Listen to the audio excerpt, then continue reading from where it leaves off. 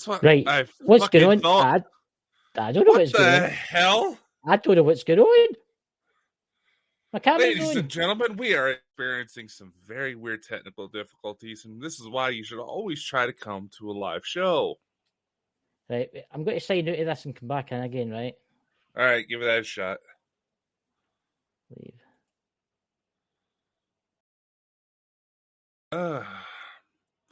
I knew we were expecting some weird anomalies due to the solar storms bringing back the auroras, but I don't know what the hell.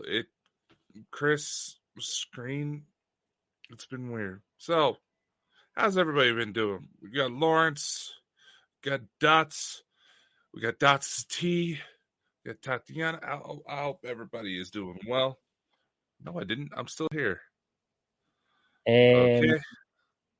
I'm going to have to shut the computer down and turn it back on again. So you're going to have to get us up. Okay.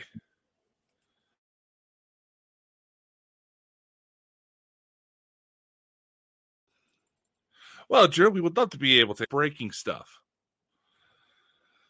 Hey. Alan, how are you, my friend?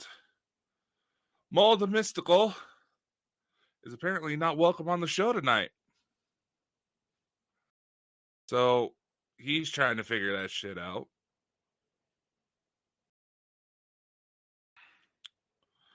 Hi, Chris.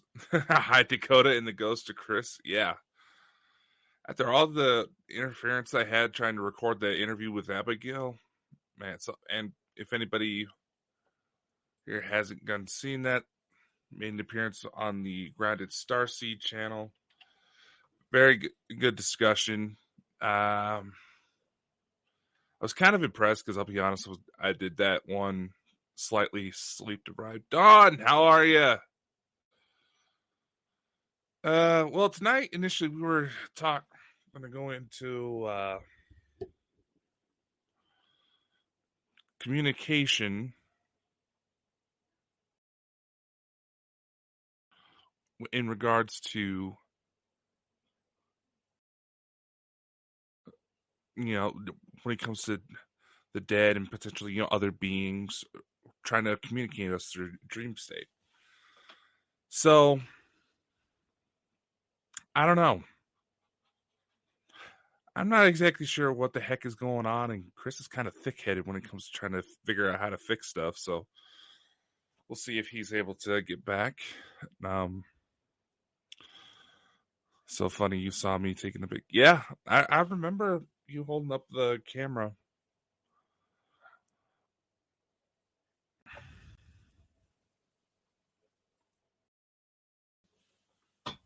Wait, you're on the wrong side. What? Let's fix this. That is why we had to turn the computer off and back on again. Aliens. I blame the aliens. Aliens. Hello, everybody. How are you all? I honestly don't know what we're doing there. Weird. That was weird. I've never seen it do that before. Hey, Tina, long time no see. Hey, everybody. It's good to see you all there. I was trying to fix it. My laptop updated the night to the new Windows. Yeah. And I never restarted it. Oh, that would do it. No, I was just going to say, some of the individuals I follow who try to help people recover their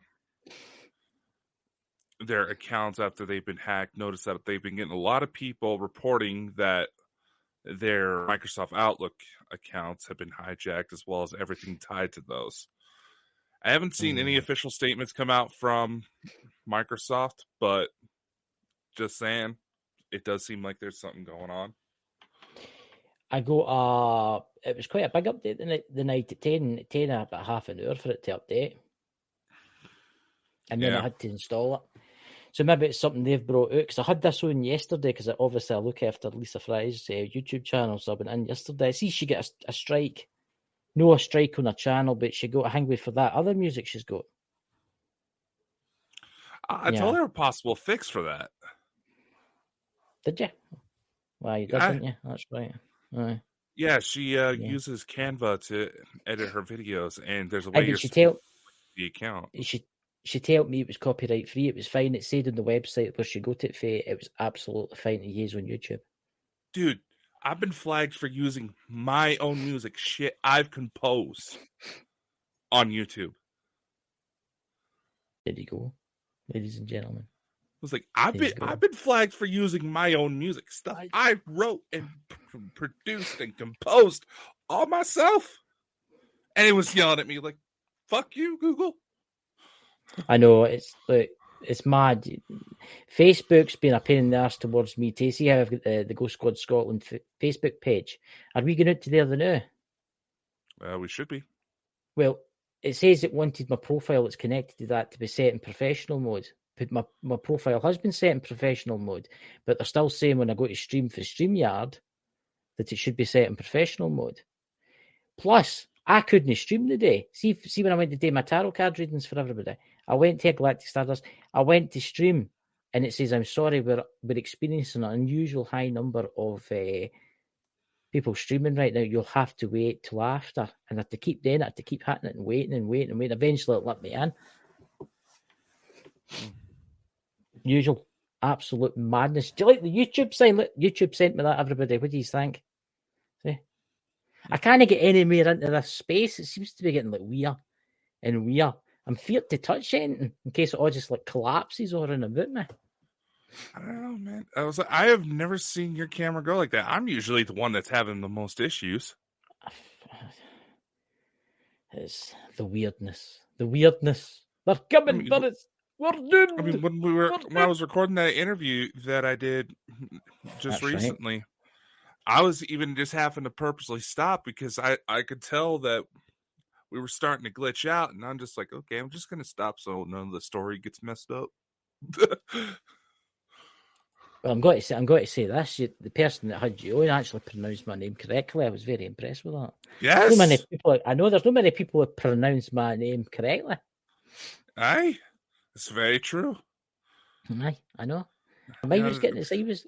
Oh, the hell's this? Is popping up in my screen now. There's a weird window popping up in my screen now. Why is Messenger popping up now? Getting started. Messenger. Camera on. Honestly. What kind of websites have you been visiting, Christopher? I'll only go to the websites using my phone. It's more secure that way. You know, Apple devices are more secure that way. Not since Steve Jobs died. Oh, Christopher, can you please try and say my name? That's just mean. Bucks. Hey, right, here we go. What is it?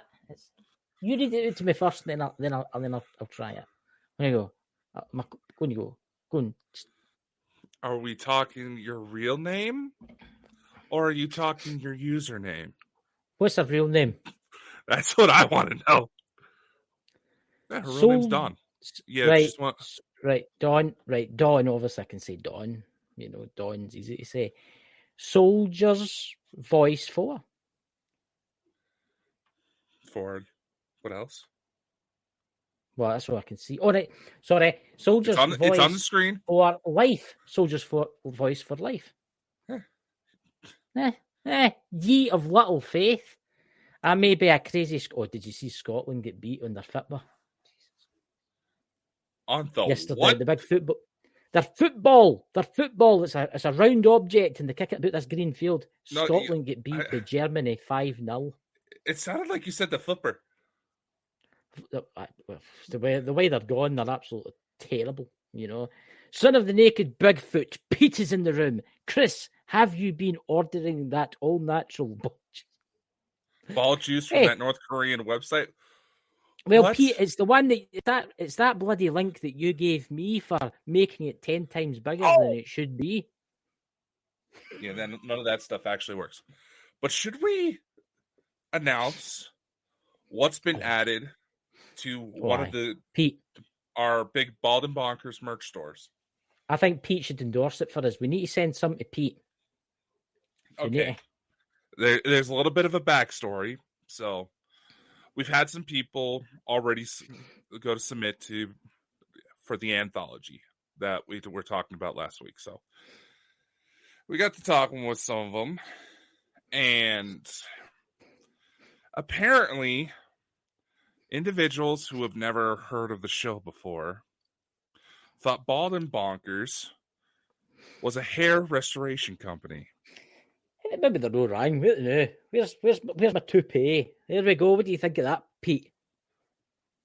What do you think, ladies? You look like a knobhead. I know. I look like a complete knobhead. But look at that. I think it looks lovely. You know, to the side there. Man, you look like a complete fucking knobhead. Anyway. It's 100%. So, plastic. anyway, going back to the story. So, I thought, you know, there's a lot of websites where you can, like, design your own merch. You know, you can put out your own coffee brands. So, I have officially added to the Bald and Bonkers Printify store. Now, I will state that due to, I believe it's something to do with customs, it can only be sent out in the U.S.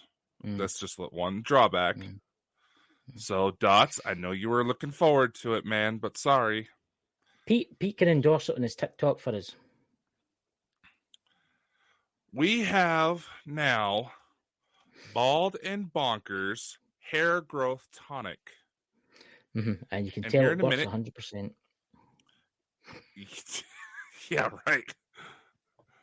And you know, just to that, trying to get it up on the screen here so we can show you and see if anything will decide to work with me. God damn it! Come on, you piece of junk. Open windows. So they open windows onto strange sites that you've got open there. We need the open windows, man. It's been hot over here. It's not been that out here in the UK. I think we've got like global cooling, you know, actually. It's actually been kind of cool today, but think about running away to the mountains and not coming back. Come on. Load! Bring it up, man. Bring it up! Is it? Get it up! I can't see it yet. Oh, yeah. Did you just say get it up? Why no? Get it up, bring it up. It's look, Pete's excited in the chat. See, he's wanting some what do you call it, ointment or whatever it is that comes in. Oh, look, my God, ladies and gentlemen, he has been kicked. It's now Dakota's time to be kicked, you know. But honestly, guys, just wait till you see this. It's really funny.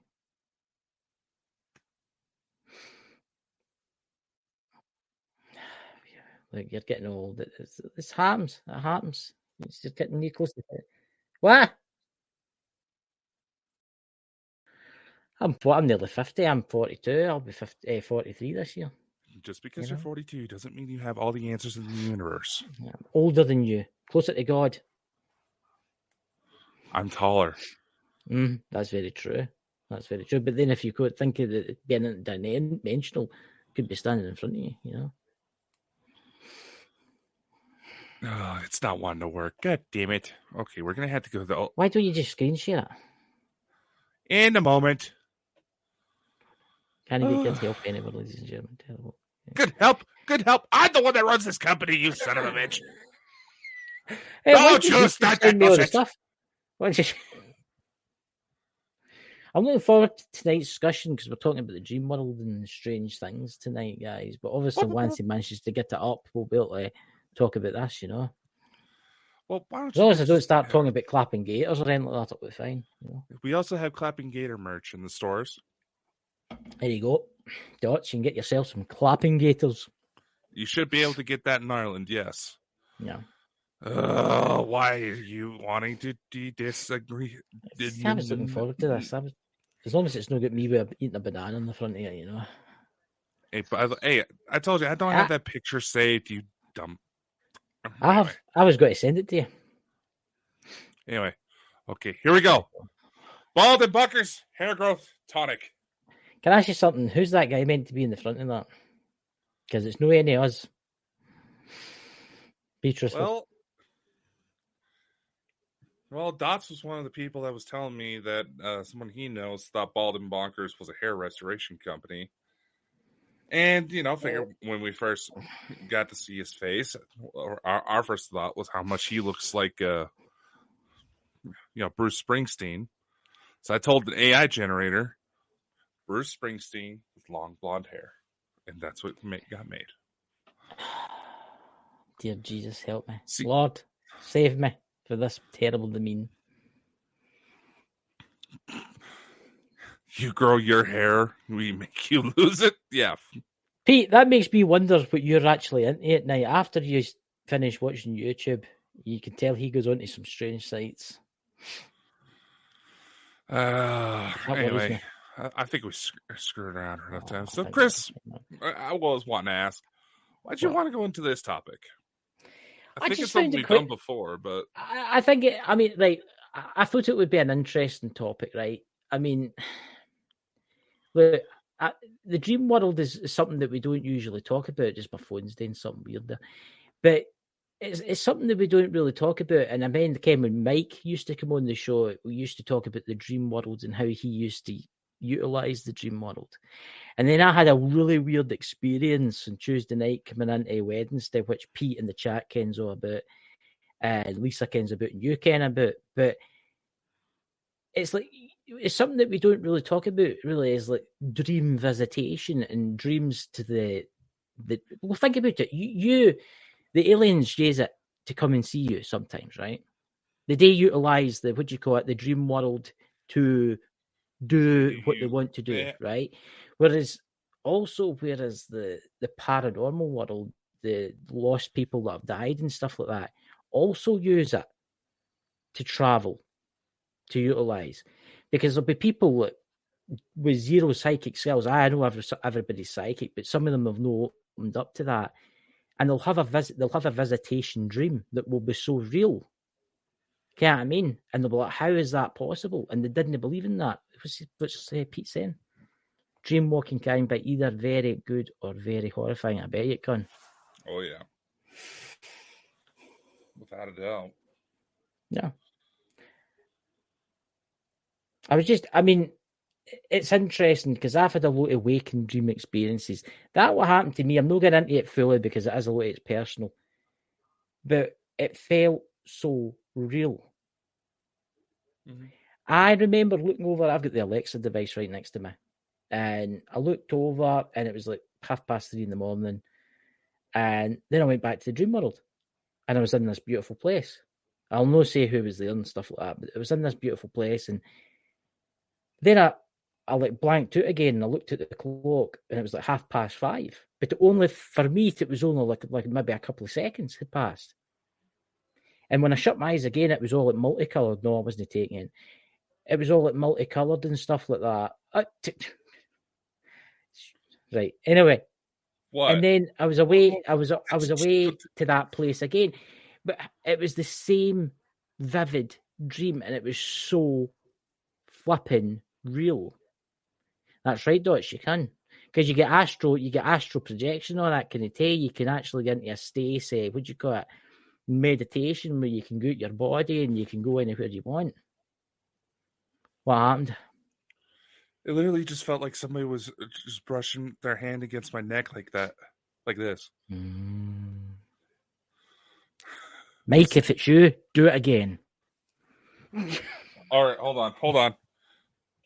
I had this on during the interview. Where did I fucking put it?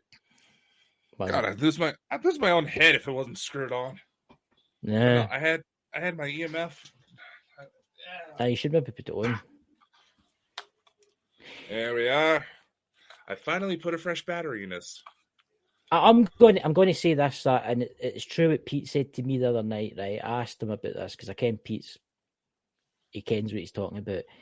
And he was talking about if you're really unwell and you're close to death, mm-hmm. you can like use it to like basically go to a different dimension kind of thing. I've not been well, guys. I've had a lot. I need to go for an MRI and all that through the week.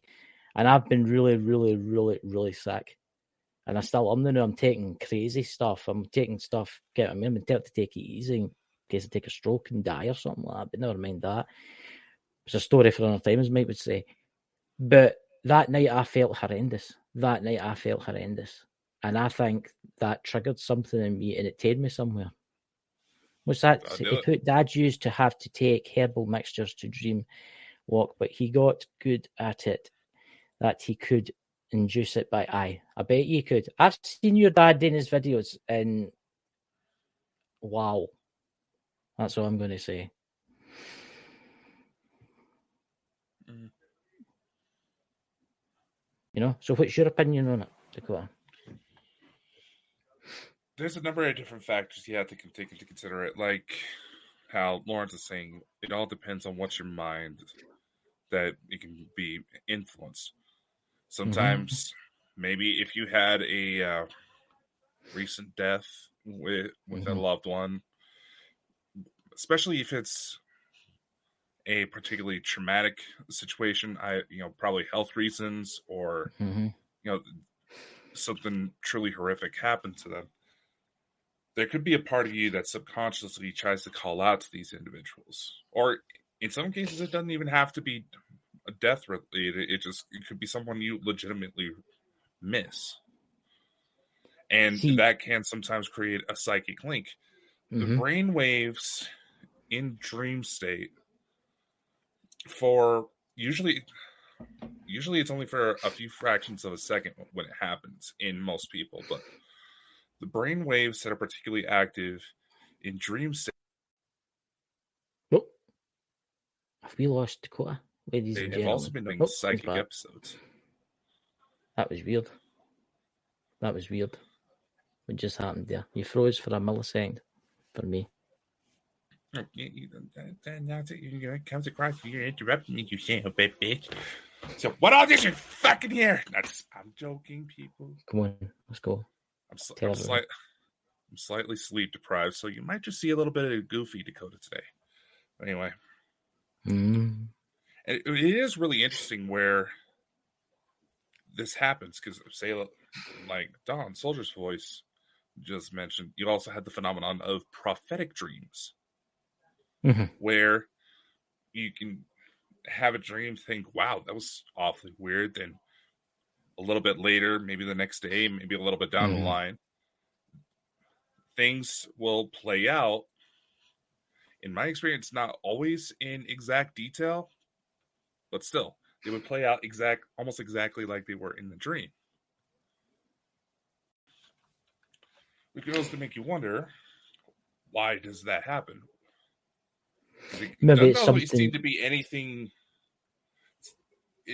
You would think maybe it would be some sort of high energy event, something that would definitely cause a lot of emotion, a lot of stress, hearts racing, like the several reports that come out of individuals who were supposed to be, ironically, this is episode 9/11,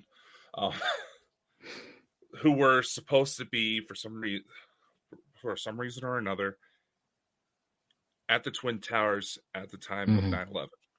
There's several individuals who have had strange circumstances that directed them away. They were supposed to either be in that building or on those planes. I know some police officers who were supposed to be on those planes. I've heard about that.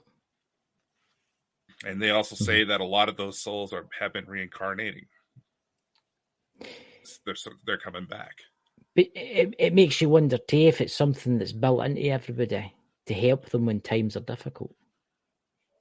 A stress-related response. Aye, like a stress. It's not the first time it's happened to me. It's happened to me 3 times in my life. It's happened to me, 4 times in my life. It's happened to me 4 times in my life. Amateur. Anyway, it's only happened. Right, I've done the dream. I've moved the dream walking. I've done the out of body stuff. I've done the you can see your body and you get to the end of your street and you can go places and stuff like that. I've done that. I've experienced that.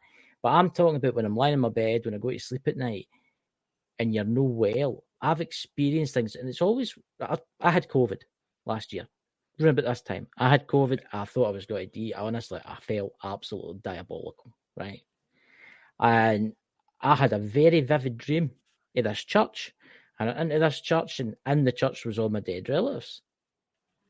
right? And they tell me, they says, listen, you're going to be all right. And I can remember it to this day, to this very day, everything that happened. I woke up and about a week later, I get better, right? It happened again the other night there. It's happened in the past, which I'll not talk about because it was kind of traumatic things that happened to me. Where it brought it on. But I'm thinking it's maybe something that's subconsciously built into the human brain. Maybe it's not just the human brain. Maybe it's animals too. You don't know what animals dream about. You see them lying there twitching away and all that kind of stuff when they're sleeping. You don't know if it's only us that experiences this. Actually, in theory, there's a couple of different things. You take into consideration like reports out of situations like Project Stargate, where governments, this one focuses mainly on the U.S., but other governments in the world are just as guilty of trying to experiment for purposes of espionage. And Dots could probably write a novel on how much he knows about this type of stuff. But it has been noted on several occasions that there are trauma-related response awakenings to psychic ability, where either someone's going through a particularly rough time, they're in a toxic environment, they're in abusive relationships, or, as also noted in certain cases, where you have like, what's that term I'm thinking of? It's like sudden savant syndrome or something like that, where for some reason, someone takes a blow to the head, and all of a sudden they gain some sort of new ability. They can play the piano. They can play the piano. They can play like piano. They can be able to speak a language of some place they've had no exposure to in their life. They may even pick up new accents, things like that. When it comes to certain psychic ability, maybe there is sort of a trauma-related response to where if it's a stressful enough situation and someone has some sort of disposition to psychic ability, it could manifest.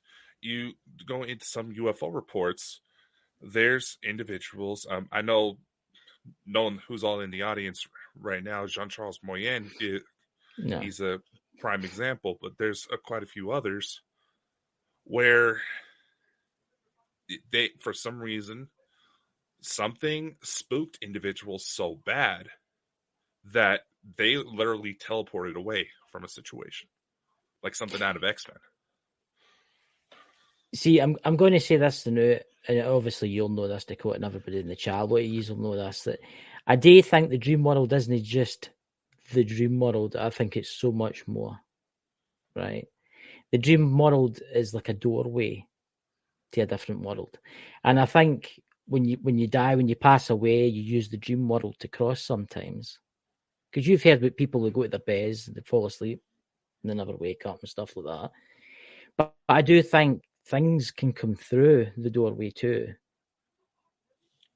And it was weird because when I was having that experience on Tuesday getting into Wednesday, it was like a door was in front of me. And the guy walked back with me, whoever it was, the guy walked back with me and says, I have to close this door now because if I don't, you'll be followed. That's what it said to me. That's what it subconsciously said to me. This door has to be closed. Right? So I do think it's no, the dream world isn't just a dream world. I think it's like, it's used for so many things. It's used for visitations. I think that's how spirits get about. Who knows what the dream world is? Because when you die, they say the brain, how long does the brain live on after you're dead? What is it? For a few minutes. Right, for a few minutes, right? Well, you look at that dream that I had. A couple of seconds was like 4 hours for me. But you see how the time doesn't work in dream state. It's different. It's totally different. So it makes you wonder what else the dream world, what else is lurking in the dream world, what other places can that take you to? Because I've seen some amazing, strange things in my life, only in my dreams, weird things. But I came with you, and I came with a lot of people in the chat. You have all experienced like UFO things. I did at first experience UFO stuff. I blame him for that. And I did see his kids and stuff like that. And I did see that at first, but then it started opening the door for me. And I started traveling more. And I started seeing these beautiful places. I mean, guys, you've no fucking idea. I'm talking beautiful mountains and scenery with flowers, and your bare feet, and there's waterfalls, and there's thousands of people wandering about, but you seem to know everybody, but they know you, and they all wave back at you, and you don't know who they are. Do you get me where I'm going with this kind of stuff? That's what I mostly experience now. I experience more the spiritual side, the ghost, the spirit side of stuff. That's why I do the tarot card readings. That's why I do that, mostly ghost stuff. But when I first met Dakota, I had some crazy dreams. I had some just weird, downright weird dreams of these weird places, and it wasn't that. It was totally different. It was somewhere else, and it wasn't like the afterlife. It was somewhere else. That's what I'm going to say. There you go. There's a couple different things in regards to what you're saying, how the dream world may actually be connected to the spirit realms and all that. How do I put this? In many ways, the human mind, even at moments where of most minimal activity, can be considered its own universe. Yeah. In many ways. And when you actually look at a lot of the structures of the human mind compared to a lot of the structures within creation itself, there are very similar patterns you do see. And there's even certain theories out there that the universe, the stars, the planets, they all have some form of consciousness tied to them. Yeah. And if you know how to work things, you can freely travel. Yes. You can technically use it as a teleportation because, like I said, the brain waves associated with astral traveling are also present in certain depths of stream state, right where REM sleep starts to happen. Yeah. So technically it is possible. One thing, there's one show, Supernatural. I remember Michelle Bruce started to quote it a little bit when we had her on. I hope I said her last name correctly. But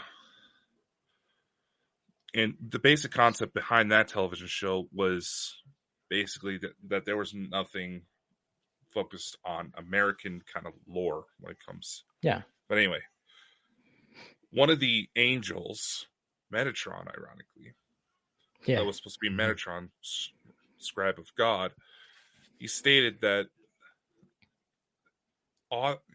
being able to write and create stories was an ability is our own ability to create of creation ourselves, where we are essentially gods.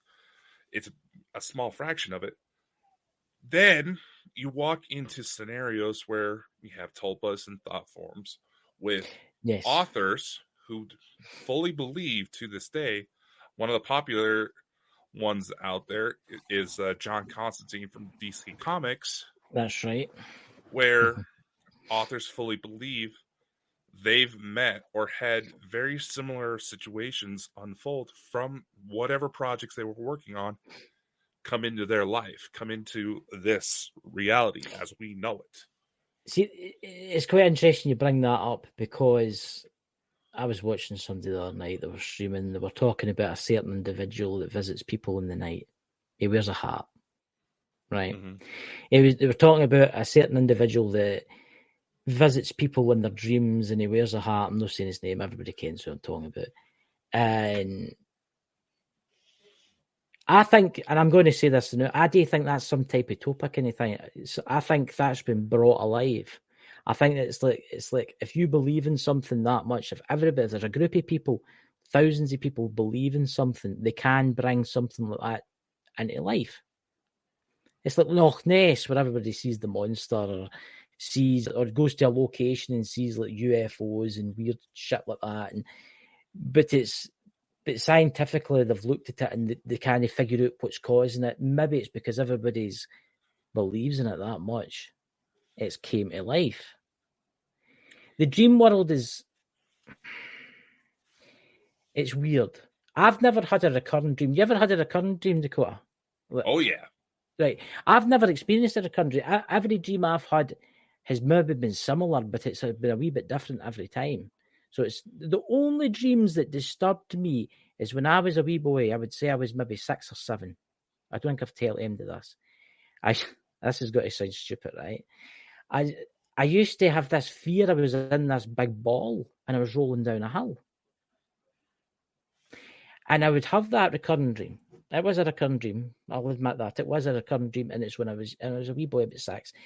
And I was rolling down the hill and I'd wake up and I'd be sweating and I would be like, oh my God, what the hell's that? And that would happen. Then it changed. Then it totally changed to cartoons. I dreamt and it was a cartoon world after that. And it was constant cartoon worlds after that. Everything was cartoon. I would dream about my school. I would dream about my friends, right? But there were cartoons. Mm-hmm. Everybody was cartoons. And it was, I'm not talking like black and white cartoons. I'm talking colour cartoons. And everybody was cartoons. And it was so weird. And then I think when I got to, I was maybe 16 or 17, it stopped. It just stopped. It never happened again. The 2 dreams never happened again. And that used to, hey, Iron Fire Horse, that used to happen all the time. And when I got to, like, say, adulthood, it just stopped, which I find interesting. Odd, but interesting. You remember, this was a while ago. I may have to kick up the little archive series again just to revisit old interviews. But you remember when we had, let's see, what was his name? David Hawburn from the Birmingham UFO group. That's him.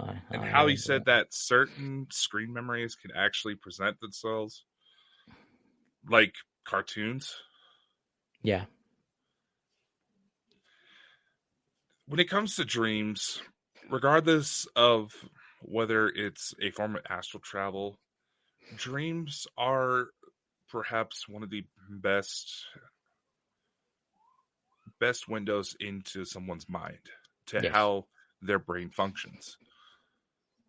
It is, and anytime you have a certain dream, and one thing I've noticed is that if there's a certain intensity behind the dream, this is just my experience, maybe others have had it. If there's a certain intensity to the dream where all of a sudden that was just like, wow, it felt like you just watched a really well done film. Best way I know to describe it. We have a couple people who were witness to one of my incidents where, and now mind you, when I did that recent interview, I was mostly sleep deprived because I was a hell of a lot more busier than I was expecting that day. Family drama, car getting serviced, all that. But when my son came to visit me, it came through dream state. Then in this state, I remember seeing the front of the hotel, being able to zoom in on certain individuals. Basically, short version, the ladies that had a lot of the most glitter on because it was the disco night, that's who I kind of tried to seek out first. I was trying to look at people I knew who would be there. The next morning, all of a sudden, people are posting about videos and pictures about UFOs in the exact position I was. Yeah. Now, why did it not include this? Yes, because let's face it. I'll just give a little sneak preview about those of you who have been waiting for the book I was talking about that I'm writing. It's almost up to 400 pages. So there's a lot of detail, and I was trying to condense for time. But nevertheless, dreams are important to know because on one hand, they can be helpful psychological tools. That's why a lot of therapists may even ask you, what kind of dreams do you have, depending on whatever the situation is you're going in for. because say like you're so stressed out at work, you're Yeah. dreaming of basically blowing up and just attacking people at your workplace. Type of, just a random scenario, nothing No. in particular. But then there's also instances where, say, you're trying to do a memory recall, either because you believe you have some sort of past life situation, or there's a certain memory that, for some reason, let's just say, just because a lot of time has passed since you really thought about that time, that kind of got suppressed in your mind. So you're trying to bring that back to the surface, and you go to bed. Next thing you know, you have a dream that's exactly that memory. Yeah. Dreams can be very helpful tools. And when you know how to properly work them, you can truly change your perspective on life itself. Oh, yeah. That's why several cultures all over the world had such an emphasis on dreams. They knew that, okay, maybe on some level they over-exaggerated the spiritual aspects of it. Oh, yeah. Who knows? I would love to have one-on-one conversations with these individuals. But nevertheless, they knew there was something there.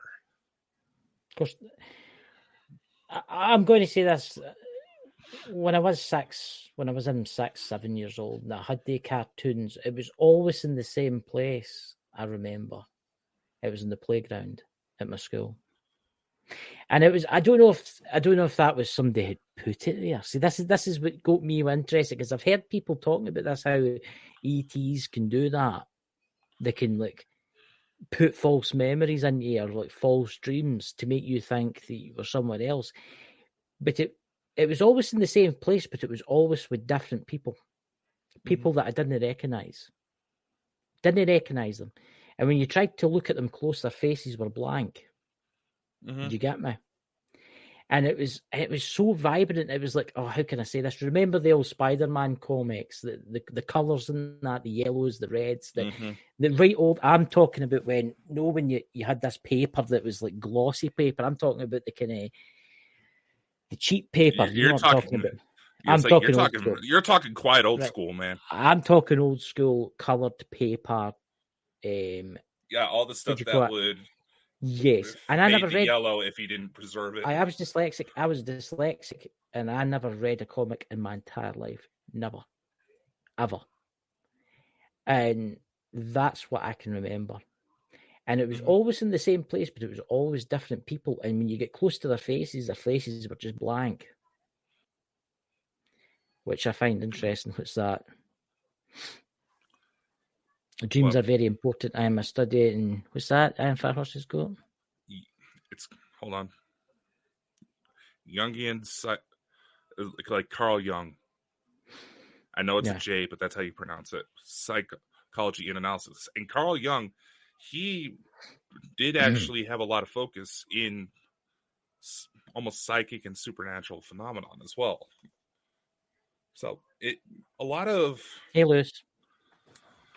Hey, what's up, Lewis? About time you fucking show up, man. God. He's coming on the show the board tonight. There you go. I'm just anyway. Fuck. What was I gonna say? Don't know. I can't read your mind.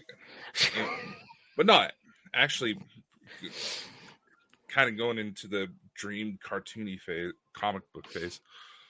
When I was a kid, a lot of the dreams I had very similar artistic style to a show on Cartoon Network. It was Teen Titans. Whenever it would be like E.T. weird supernatural fight scenes, I don't know. Maybe on some level, E.T.s have tried to put that there because it is something you wouldn't necessarily freak out about. Because you would think, oh, because if you go to tell your parents you had a weird dream and it's in a story that you would look like you were in a cartoon, your parents are chances are your parents are just going to say, "Oh, you're watching that cartoon too much." Yeah. You know? Yeah. It would easily be tossed aside under most circumstances. But at the same time, you never know. Because there's been instances, especially lately, where I've tried to practice dream recall and all this stuff where it's almost like I can start to visualize where things are superimposed and start to peel back the layers.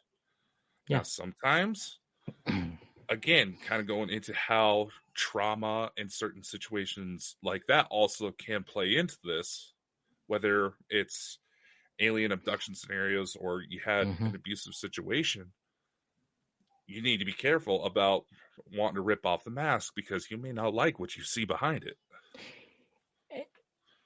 That's something that you brought up there that I'm actually quite interested in. Obviously, the extraterrestrials that visit this world and the Galactic Federation know there are different alien life forms out there.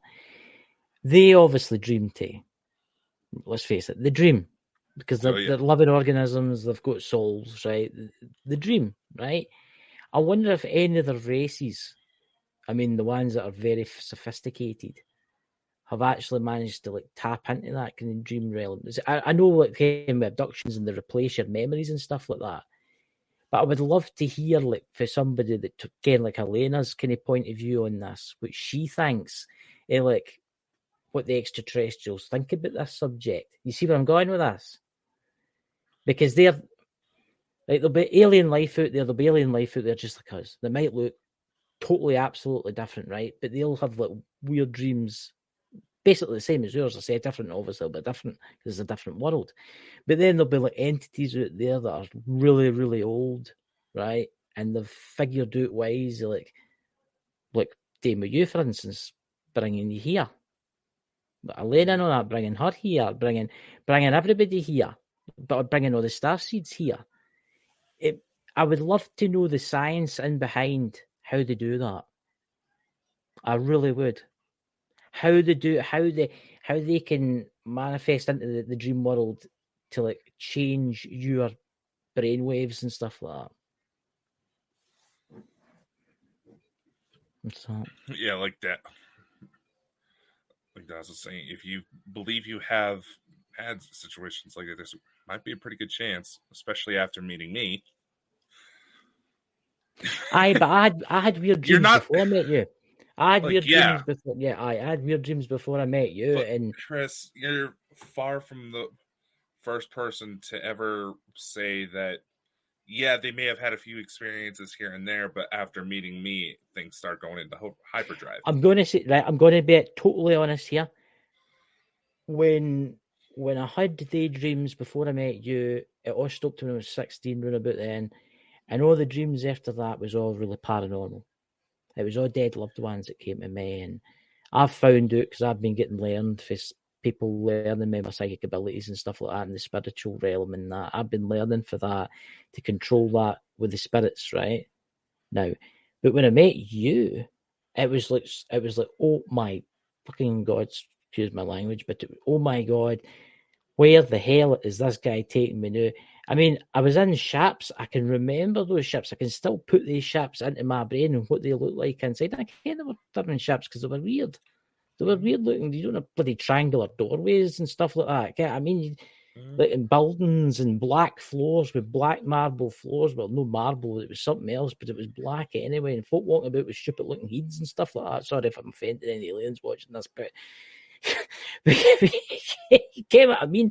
And then I started dreaming about your kids. And then I'm in this place, this planet, wherever it was, and the purpleness and the weird terrain and all that. And then after a while, it kind of stopped. It just stopped. It just completely stopped. And then I went back to my kind of spiritual stuff again. But lately, I've been kind of having weird things happen now and again. That's kind of, I think I'm more set on the spiritual side of stuff, guys. I'm more set on the spiritual side of stuff. I don't know why. But from time to time, there is messages come to me, and I'm like, and I'm kind of hesitant to go in there. Maybe it frightens me slightly. Maybe that's the truth. You see, Chris, to kind of go into what you were talking about earlier, because I have gotten a look at some of this hell that actually comes together. These beings, they have such an understanding of several different, not just us, but several different species, anatomy, physiology, psychology, all that. Mm-hmm. Say how, like soldiers with PTSD, just as an example, Yeah. there are trials, I believe they're still going on, where they're working on drugs that help sever the neurological connections associated with whatever trauma they went through. And Mm-hmm. what I mean by that is that when the test subjects who are on this drug, after a few trials, they lost a lot of that emotional connection to where, if, say, they got attacked by a significant other, they're able to actually, it was like they just came to an acceptance about that and accepted that as just another day. That's how much of an emotional connection they had. These Yeah. ETs, they have that knowledge on being able to do that, to where they can deal with your mind and reconnect things Yeah. to make sure you are not screwed up too much in the head if you saw something you may have not been ready for.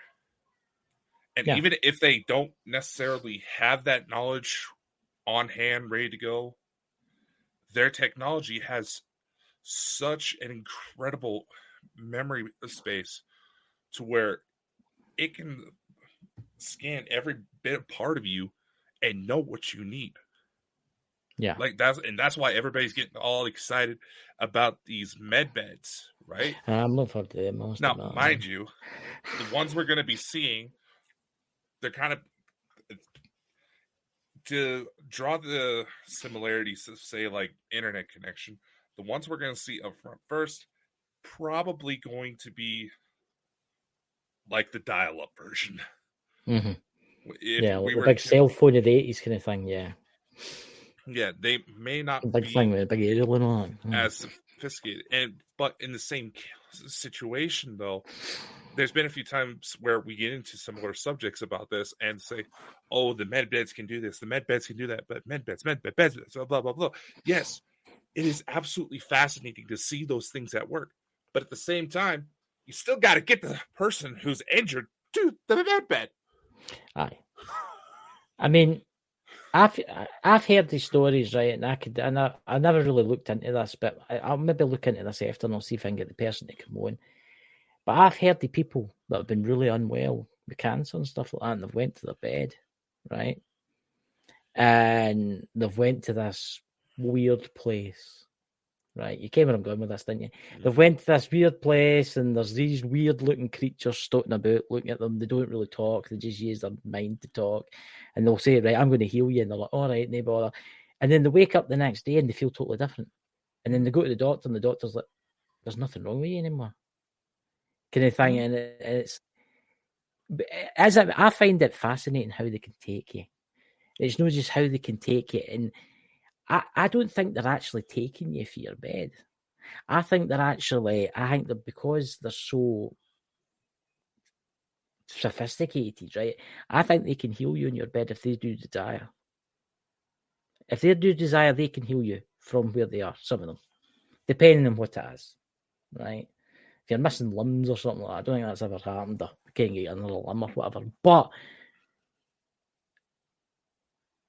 it makes you wonder, and it makes you wonder too. A lot of people say, oh, they beam me up and all that kind of stuff. I don't think that they beam you up. I don't think that they.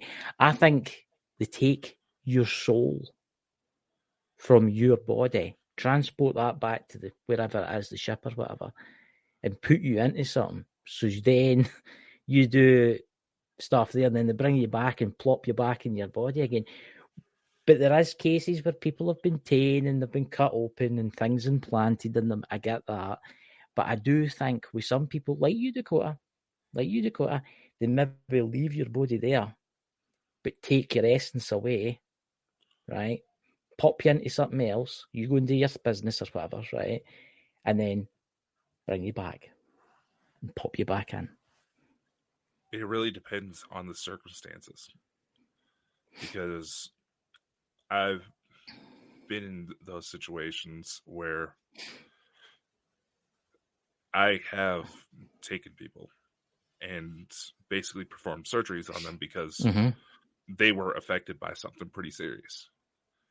And now I know, say, like Dots and a bunch of other people, they're going to say, oh, Dakota, maybe it was like a multi-dimensional thing. Yeah, maybe it probably was, but a lot of the abnormalities in my story seem to be that is from coming from the fact I can technically place them on a linear timeline.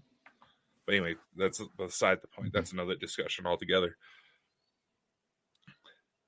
Going back to how it is, because there is several stories where individuals say they're in the hospital, they have some kind of organ failure, and they remember this dream where all they see are these weird like beings. They don't really they look human in shape, but you don't really see any faces, any skin.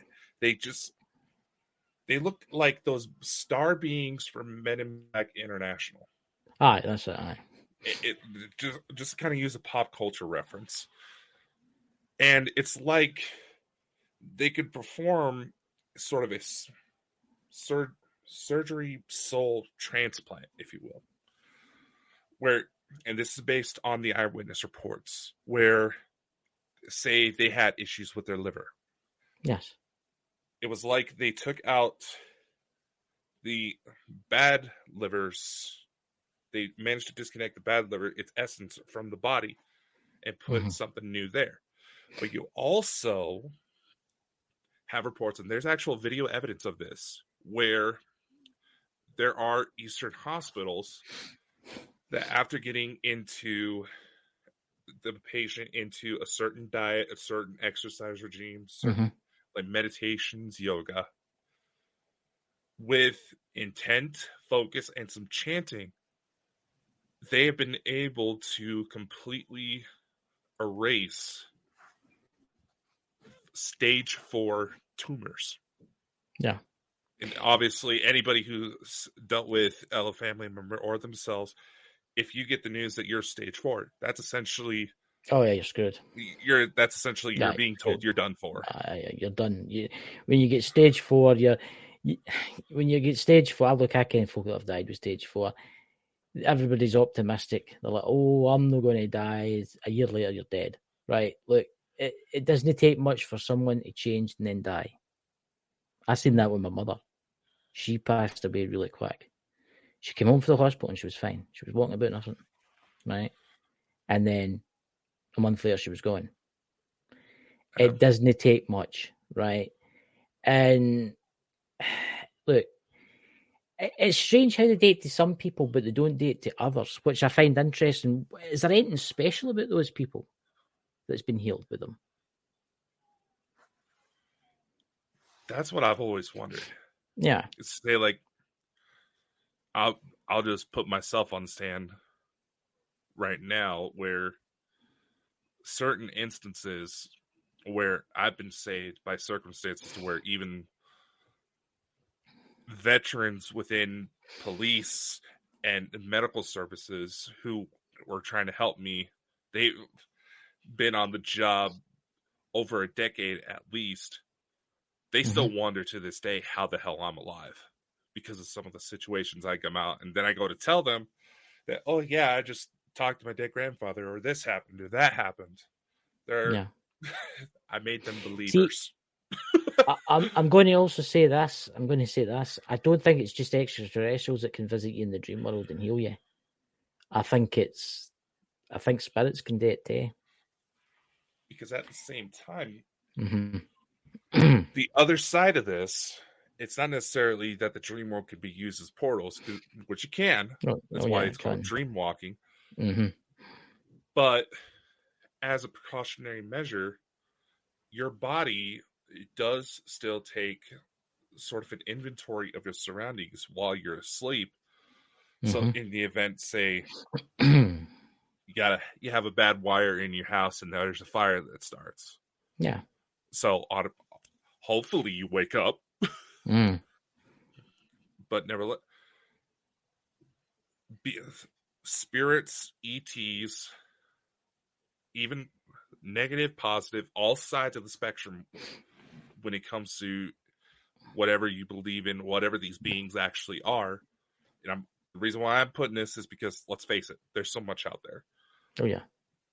They all know that they can manipulate the environment to mess with your head for whatever purpose they may have. Yeah.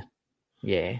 And let's face it, some of them may just try to prank you just for the hell of it. Look, when I don't know if Pete's still in the room, but when his dad died, I was devastated, like, because I was quite fond of Mike the Naked Bigfoot.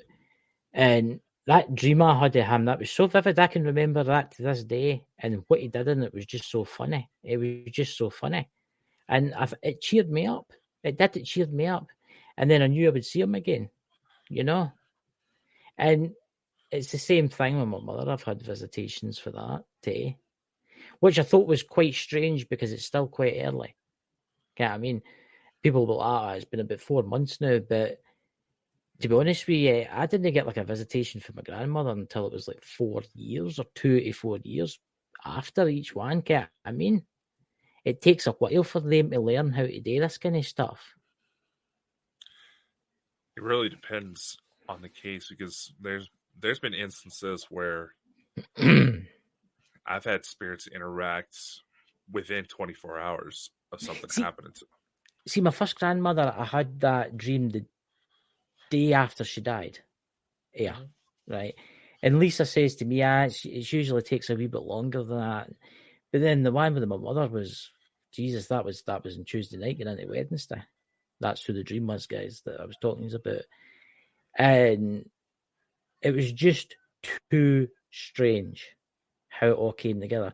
Because on the Friday, Alan told me about something that he had a dream about, and it's just weird how things all just come together. On that on that particular day was the 4 months since my mother died, which is quite interesting, how everything comes together. It also makes you wonder on the other side of the spectrum, meaning life, where you have individuals who believe they've seen, they were someone, either they or someone or their family was expecting a child, and they either had some sort of visitation or dream about the child coming on the way. It's happened to me. I freaked out my sister, the one who had the baby back in December, because the day she found out it was a girl, 2 days before that, I had a dream where she visited me. She looked like she was in her teens, which is kind of the first clue that once she gets to talking a little bit more, we may be dealing with some past life regression there. We'll see how that plays out. But when I was able to tell, the color of her eyes, what she looked like, she looks exactly like her mother, which was the first thing. 2 days later, she has one of her prenatal appointments when she's supposed to find out the sex of the baby. She gets home after that. The first thing she does is look at me and says, "Before I say anything, I need you to shut up right now." She was pissed that I got it right, that it was a girl. Yeah. But at the same time, like I said, but kind of going to the point I was trying to get to. If these are new souls, how the heck are the babies doing that? See, I think that is a good question, actually. How are the babies doing that? But don't know what they're dead next door. I think he's knocking something down. But anyway. I was about to say, what's that knocking, man? He's building on his conservatory. I don't know what he's doing next door. But look, we don't know the dream world. We'll never know until our time comes and we die and we go. Do you hear me? Hear that? Next door. I just started. There's nobody next door to me. The guy was building the day. The house is going to enter. It's the spirits. It's the spirits. But anyway, no, the guy's building on his conservatory. He's one of these folk that like to work at night. Look, I'm going to say this. I don't know how you managed to figure out she was a girl, right? Right? Yeah. But it's I suppose there could have been a chance of luck at it. Could have been a wee bit of chance of luck at it. But you see that Terence Lawrence interview, ken the one I'm talking about? With the Joe Rogan. Yeah. You came up, I'm going to bring up for you, didn't you? Terrence Howard, Terrence Howard, sorry. Did you see what he talked about with his pregnant wife and their son? Mm-hmm. When they first became pregnant, he took a torch and he shined the torch into the womb. And he did that every single day, right? And then the baby was born, the baby got a wee bit older, and he turned the torch on one day, and the kid just went straight for it to try and grab it. As if the kid could remember that.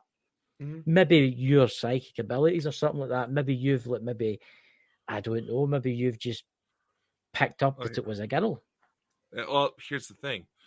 I'm only bringing up my niece because that was the most recent example. That was being able to predict the kids. That's something I've been able to do literally since I was 2. And like Iron Firehorse points out, technically, unless there is a weird genetic condition, let's just ignore the LGBT thing right now, just for simplicity's sake. Right. We try to be inclusive, but anyway. Who do you identify as a turnip? Anyway, see, when I was about 2 years old, there's one. My aunt told me this story where there was this one day where I walked up to my stepmom and put my hand on her stomach and said, "My baby sister's in here." She had no clue what I was talking about. Everybody else was weirded out. Next day, she goes to the doctor's office because she's not feeling well. Gets tested. Voila, she's pregnant. So, being that I was the oldest sibling, that happened with damn near every single one of my siblings. Mind you, I have 11 sisters and 6 brothers. And it sort of became a little bit of a game for me because I figured, at least as far as I know, there wasn't any weird genetic conditions that affected the sex of the child. It's a 50-50 shot, and if I get it wrong, oh well. Yeah, I suppose I only ever got one wrong. It's quite interesting. Let's say I wish I had that kind of luck when I was gambling. I was going to say you couldn't pick the lottery numbers of the Mega Millions or something like that, Tried that, didn't work in my favor. I try that every Friday night. That doesn't work in my favor either. I try different concoctions and numbers, and very rarely, because that's a game of chance. That's what people don't realize. The lottery is a game of chance. It's like you can't change things. It's like the time travel scenario where, you go in the future, look at the numbers, come back again, go to play it. It's got to be different every time it comes out, right? It's it's a game of chance. But I don't know. It's been an interesting subject tonight. I'm going to say that now. It has been an interesting subject. There's my dog barking at a hedgehog outside. That's what it is. She chased after the hedgehogs. Can you hear? But look, there's some crazy stuff going on, and I think we should talk about this again. Actually, I think we should research some clinical psychologists that explore this a little bit deeper. Someone who's a lot more experienced than a couple of bald knobheads. We should maybe try and get a guest on. We should try and get a guest on. We should try and get a guest on. What's that, Christopher, in the chat there? Don't let anyone steal your powers. Chance they will not want to let you go. Give me your power. The magic power. Not 100% sure what he was talking about that. I don't know what he's talking about there. But tomorrow night, what's the show tomorrow night? We've got Lewis coming on in the chat. The Knowledge Within guys is coming on with us tomorrow night. Right. And you definitely know Lewis has got some interesting little theories on all the stuff that's going on. He does. And tomorrow night, I'll give you I was going to do it tonight, but I've got a kind of sore head tonight, so I'll do it tomorrow night. I'll give a couple of stars. What do you call it? Starseed Oracle cards. Draw the masses in, give you a free reading tomorrow night on the show. A couple of cards, these all. You never know. You never know. We may have to start a little early so that way. Yeah. Anyway. I'll be doing my card readings tomorrow, usual day anyway, during the day. I was about to say, we don't want to be dragging on too long. I got to work tomorrow night. I'm back to work. I don't worry. We're only doing it about 5 o'clock UK time in the morning. Oh, God. Rejoice. No, it's only on for an hour and a bit tomorrow, guys. The same as what we've done tonight. But anyway, do you want to say anything about our bold lotion that you're bringing up? Yeah. Like I said, for those of you who missed the beginning of the show, we do have Bald and Bonkers Hair Growth Tonic. Unfortunately, due to some sort of restrictions in shipping, we can only ship it to in the U.S. Because apparently some people thought that Bald and Bonkers was a hair restoration company.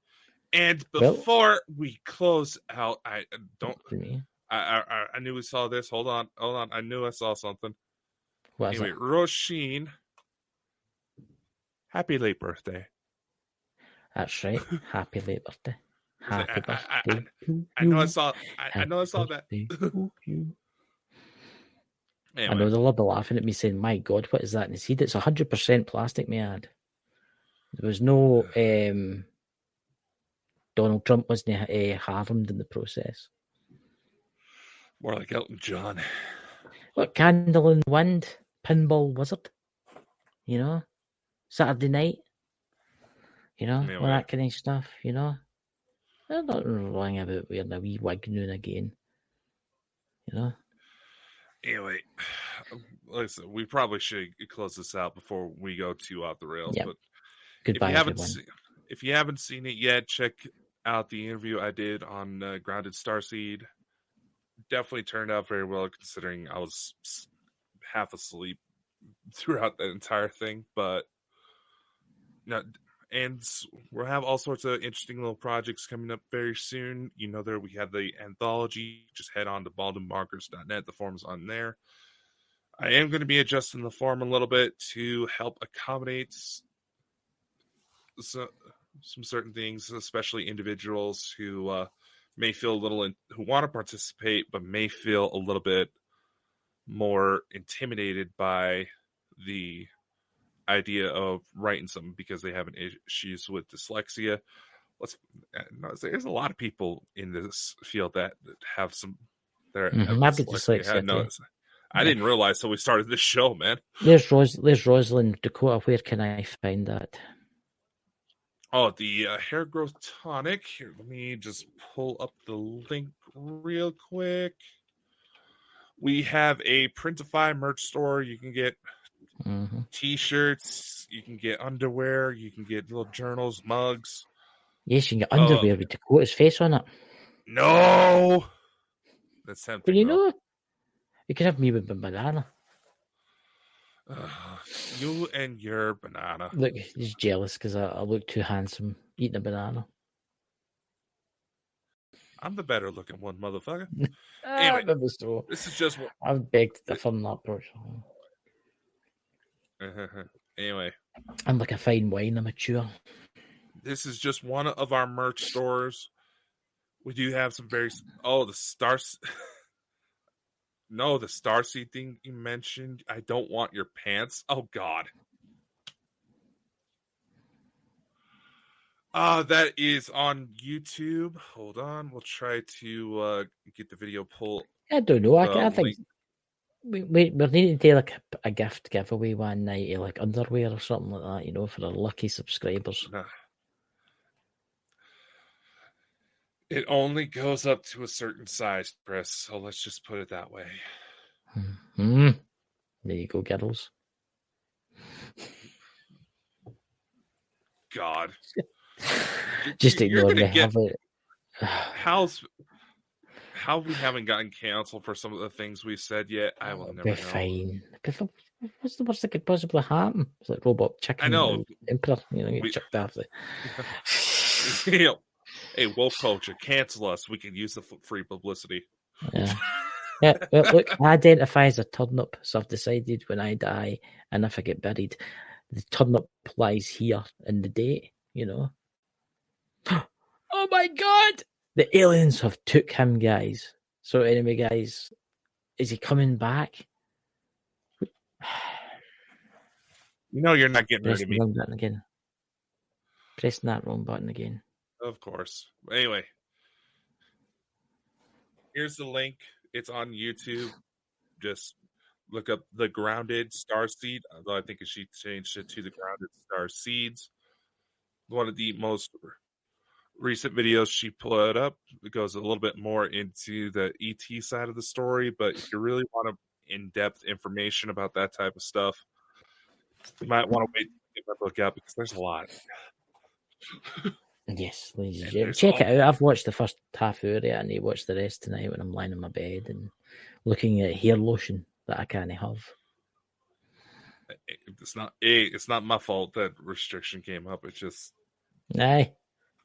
Think of the guys in the chat there that's wanting that hair lotion ointment. Dots. Want to rub it all over us, selling all that, you know, the next big foot in Ireland. anyway. Well, Anyway, we should probably jump off before we go too off the rails, like I said. Bye. Much love. Take care. See you tomorrow. Lewis, don't you be late. Aye, don't you be late, Lewis. Don't you be late.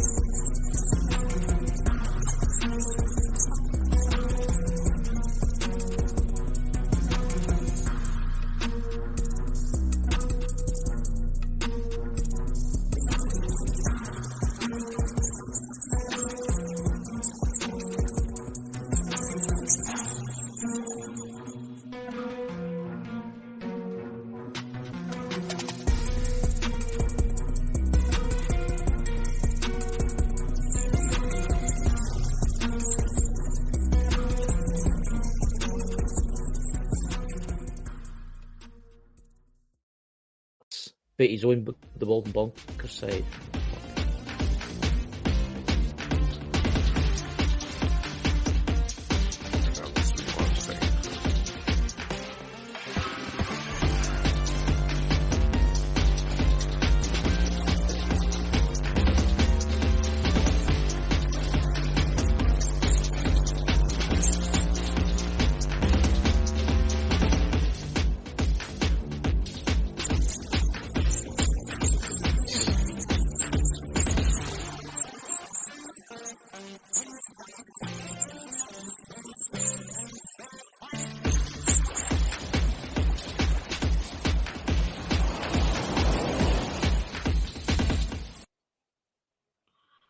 Lewis!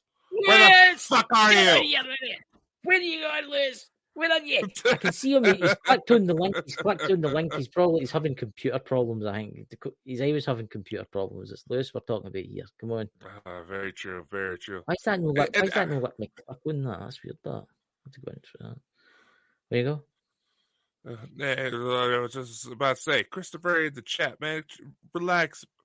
We have a guest who's very notorious about being late on us. Oh, aye. That's why we were making fun of him last night. Yeah, he'll be on. He's just as decent. That's one of the people that's obviously subscribed to the Bald Bonkers network because I gave them a free card. That's what that is. Okay, that's what he came because I recognise the name. There's no many customers, obviously. I'm just I see. You was asking if there was still a lot of feed, and it was like sometimes we run a few minutes late because our guest stands us up like a cousin at prom night. I know, Lewis. Come on, man. But we're waiting on you. I know we ain't that pretty, but come on, man. The aliens, we're waiting to bring you back. We've got to be talking about the Hopi people and all that kind of stuff and mad, crazy creatures from beyond the veil that visit you in the night with flashy things. Yeah, they probably would be visiting him as much if he stopped just stalking them with his telescope. See, that's what it is. They're probably look, there's that nosy bugger again in Spain there pointing his bloody telescope at me in my moon base. That's terrible. That's every time I'm standing here having my barbecue. That's an interesting thing. If I was wondered that, I mean, you must think that the aliens. I wonder what they think of us humans. They probably think, Jesus Christ, they're all fucking mad. Why? Why was I sent here? Yeah, really depends on their own mentality.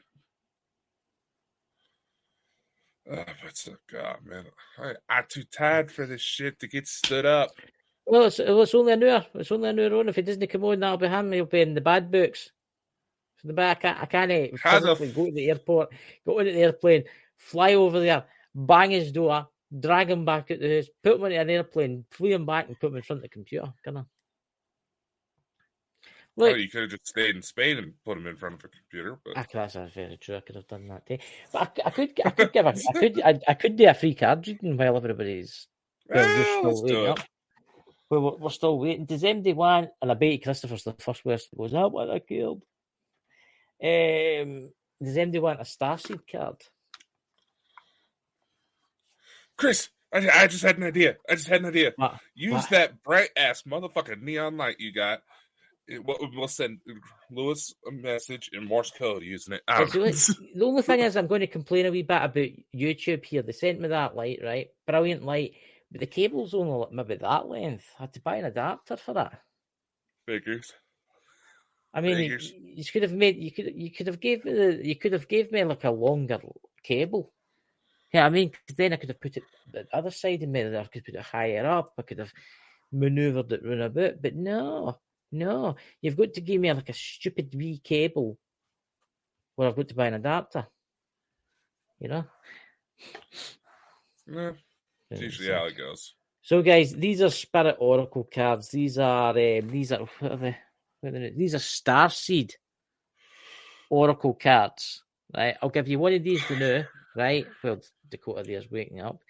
The Starseed Oracle, a 53 card deck, and there's a guidebook. So it basically tells you if you're a Starseed or if you're an alien for a different dimension. Right? You know? Like Dakota, he's just back here his holidays, isn't he, Dakota? Pretty much, man. Give me a break. I work nights, man. Come on. Tell you what. Oh, my cape, man. My cape. No, I can't. It's getting old, by the way. It's shit. Honestly, it's getting old. Right. The first card's for you then, Dakota, right? Ooh.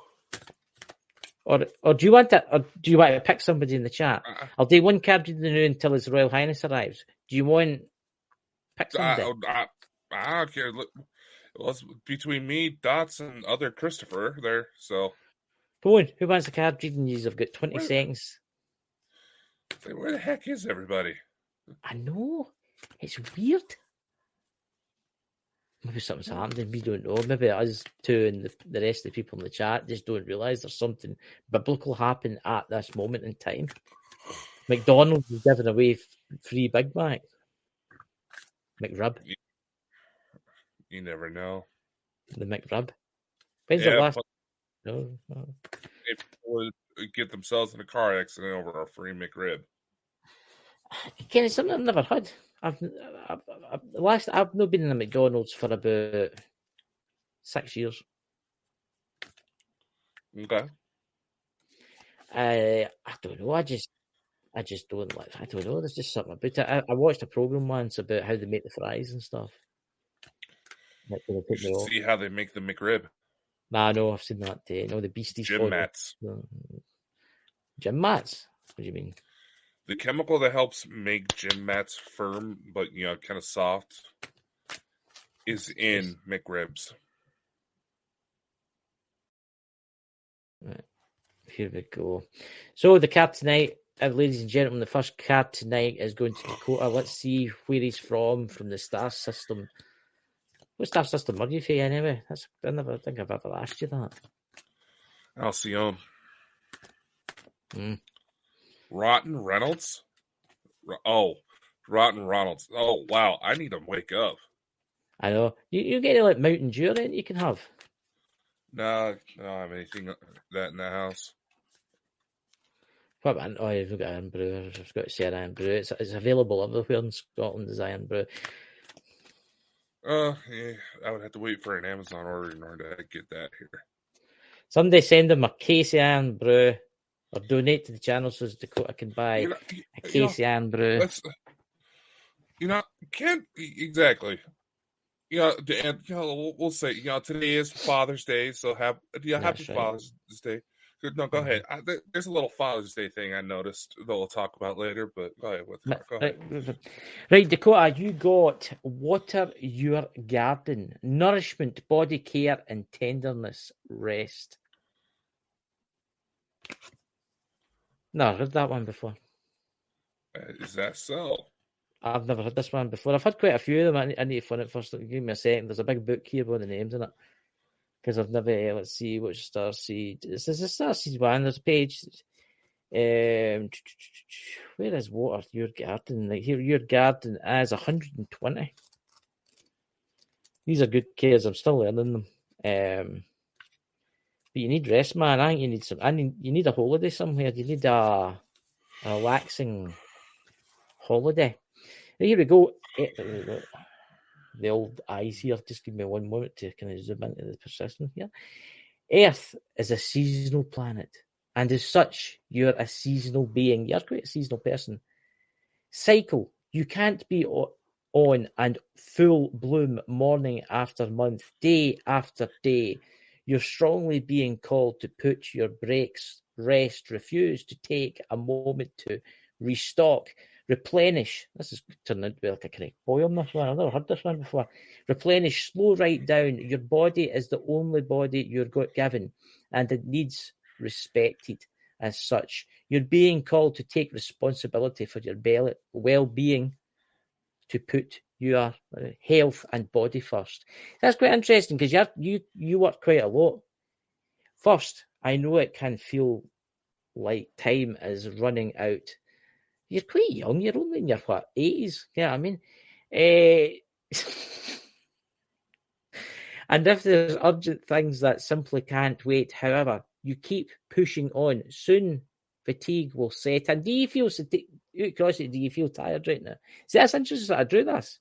Isn't it?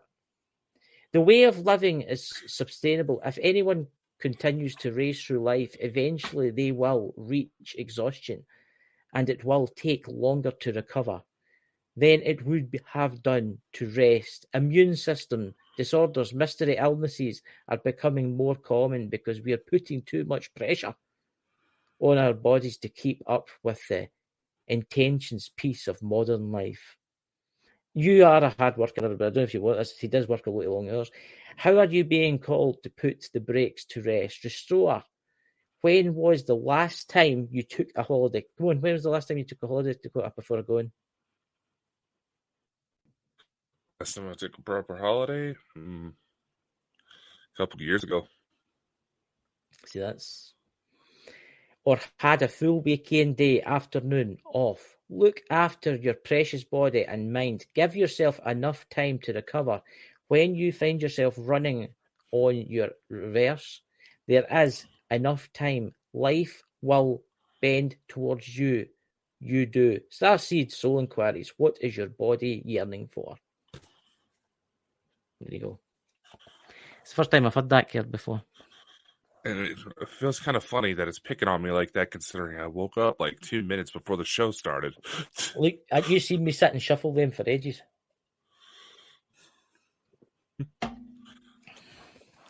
You see me sit and Maybe shuffle I was like, the main issue is just that I work nights, man, at the paycheck job, as I call it. Well, it's just checking Lewis. He's online. He keeps clicking on that link. I notice he keeps clicking on it, so I think he's having technical problems. Well, he could at least say something. I know. Lewis, say it. You coming on? Lewis, if you have an issues, man, speak. We can help you out, man. You want me to do one more? Yeah, sure. Just fill it time, and don't worry, y'all. We're working on maybe doing a little runway to the mountains because of the heat. See, you're needing rest. Who in the chat would like a card? A Starseed Oracle card. I only do this for special people now and again. So we're usually on a Sunday. So if anybody in the chat's wanting one, you better say no. First one to say. Right, dots it is. I think Dots had been waiting. Dots was waiting for that, wouldn't you, Dots?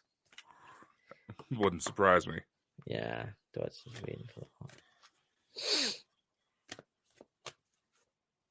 There we go. And then we'll talk about some ancient alien stuff and the Hopis and some strange shit and stuff that's been happening in the world. And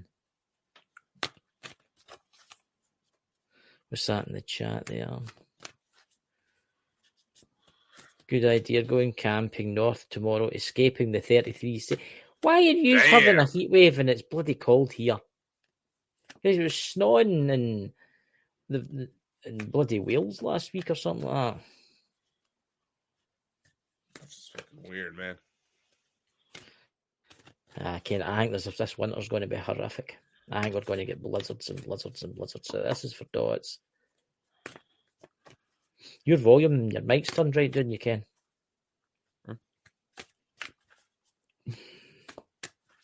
Here we go, Dots. Let's see what interstellar travels Dots has got to be doing.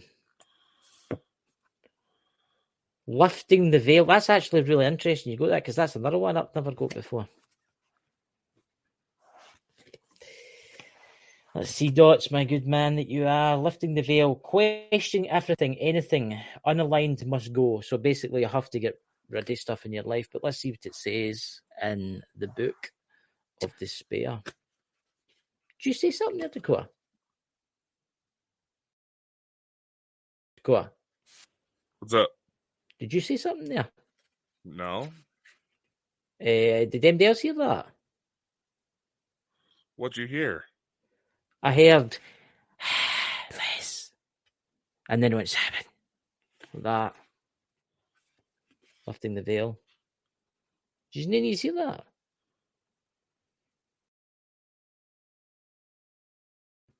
$86. I'm telling you, I heard somebody say something there.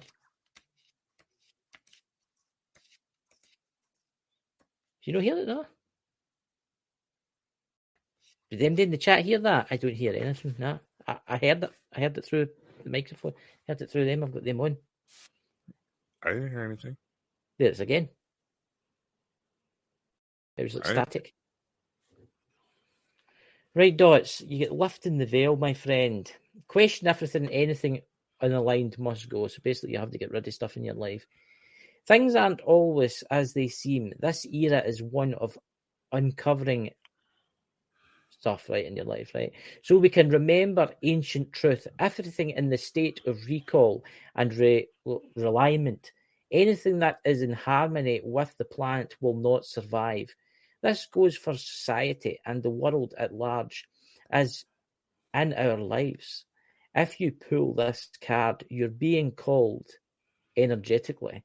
Scan your life for things that may no longer be vibrational match for you. I wonder what's going on in your life now, because it's quite interesting, because I gave him a tarot card reading about a week ago and it came out with quite an interesting thing. But here's the next page. And how you've grown to dismantle the systems and the ways of being served. You and others, but no longer do. Some starseeds are here to lift the veil between the seen and the unseen worlds, to shine the light on things that are enthusiastic, underlining with the survival and well-being of Earth, to stand for the protect those who don't have a voice, to look deeper, question everything that previous generations did not. Some starseeds cannot tolerate things that aren't congenital. It's a big word there for me, that one. But they're here to bring society and humanity back into harmony. That is what Dots does and what you do today. With the planet, the Creator large, if we tolerate things in our life that aren't aligned, it's really interesting, this. I'll tell you why after I've done this. The conjurement with it will add the misalignment of the planet. You're being called to trust yourself, notice what's out of alignment, and take the baby steps required to bring back harmony. This is no easy feat, but is somewhat both individually and the planet. Starseed Soul Inquiries. What isn't conjurement in your life? How are you being called to bring back into harmony. That's quite interesting because I gave Dots a reading about maybe a week ago with the tarot cards, and I felt that it was like there was something wrong about him that wasn't serving him. That just wasn't serving him. I'm going to have a rest for a wee while, guys, and we're going to talk about some stuff because I'll have a wee rest for now. But did you hear that? That was weird. That I don't know what you're talking about, man. It was like a snake hissing. Did you hear that? I keep getting it. Look, I'm all wireless and stuff like that, except for this. That's weird. Does MD not hear that? Very strange. Very strange. From Dots. Thank you very much, Dots. Thank you very much. I'll do some more after, but first we're going to start talking about some things. So, Dakota, what have you got to tell us about Father's Day? Did you ever notice how different countries have different dates for Mother's Day, but for Father's Day, it's all the same? Actually, it's weird you say that because I got my dad a pen today and I was sitting thinking about folk that have lost their fathers and stuff that I know, and I asked when's Father's Day in the United States, and it went today, and I was like, oh, I didn't ken that. Yeah. I didn't realize that until this year, man. That's interesting, Scribble. I've been trying to research just out of curiosity why that is, but no. Just a random observation. US, it's one day. Mexico, it's another. UK, it's another. Russia, it's a different one. Strange that, isn't it? It makes you wonder. Oh, it's a conspiracy. It's a conspiracy. I'll tell you, sound must be on your end because it's weird. It was only through my headphones because obviously I can't hear it through the laptop. I've got my headphones back on because I'm medication takes away the pain now. But it was weird. It was like somebody was trying to talk to me. Interesting that is. So what else is happening? Get a question. What's happening in the UFO world this weather? I've not watched anything today with the UFO world for about a month and a half. Well, you know, as the weather's getting warmer, there's usually when sightings start kicking up. Mm-hmm. More people being out and about. Mm-hmm. Mm-hmm. Just reading the chat. Marketing. Marketing. But it's that radio show that we were on the other night was quite good. I'm nearly an hour in now, so it's not got long to go. I don't think it's. I keep falling asleep on this stuff. Mm-hmm. I know there's a couple of people that are saying that they were getting a little confused about it. It's like, trust me, I know. Try living this story. Imagine that must have been quite a shock for you, by the way, finding that out. First time that you had children and wife and all that kind of shit. You know? Well, yeah, especially under the circumstances. See, it's interesting that. But then again, when you really think about it, quite a few of us out there, that is how we found out. Is that we got to a very low point, then all of a sudden, something that technically shouldn't exist saved us. I mean, hell, it happened to Dr. Greer, and look where he's taken it. It's quite interesting because when you talk about what's in your book and that, and about how Ken hang himself and stuff like that, right? And the voice came to you and quite don't do it and stuff like that. Remember what Mike the Naked Bigfoot mentioned when he went to that if only we were fucking live when he did that shit, man. Virginia, thanks for coming in, but still, thank you, Virginia. Yeah, no, remember how one of the trailers I kind of referenced that? Mm-hmm. I did, where he was basically saying the whole reason why, you know, my life was filled with all sorts of weird chaos was because I wasn't supposed to be here. That somehow me cheating death created an imbalance. The pale horseman was standing over my grave. That shit was fucking creepy, man. And you tried to say it was all about you. I honestly thought it was the Baylor loss. I was going through a lot of health problems, and Christ, the health problems then were nothing compared to the ones that I've got now. But you had to say he was dead-eyeing right on me the entire time. And you saw it yourself. For some reason, the things that were tied to Mike and the things tied to me did not like each other very much. Oh no, Mike was an interesting character. The things that Foley, it was like Pete was saying that when Mike died, that the girl went on, but I don't think it was a guy. It was a girl. I think it was something older, something ancient that was hanging about him that maybe just liked him. Yeah. You know, but it was interesting because I've heard that a lot of folk that have tried to commit suicide and stuff like that. And if you're ever thinking of that, guys, please don't do it. Phone a number, help somebody, do something like that. But there's been a lot of interventions. Click on that link there, guys. It's popping up on the screen now if you're feeling depressed or lonely or anything like that. I've heard a lot of people saying that there's been interventions. Mm-hmm. There's been interventions in life. And I've seen all these famous people in that where it's happened to them too, and they've totally changed their life. They've totally changed life around, and they do the opposite to what they do. Ken, what I've noticed, and I don't know what this is lately, but see a lot of celebrities they're all turning into Christianity. Have you noticed? Mm-hmm. It's as if they ken something that we don't know. There's a lot of them out there that's turning to Christianity, which I don't really get. There's people out there that never believed in that stuff, and they're turning to Christianity. Well, it's a lot like when I first started talking about my story way in the beginning, before I started looking at the potential extraterrestrial side of things. Immediately, people were saying, "Oh, you got saved by an angel, yada yada yada, saved by an angel." That was the first thing it jumped to.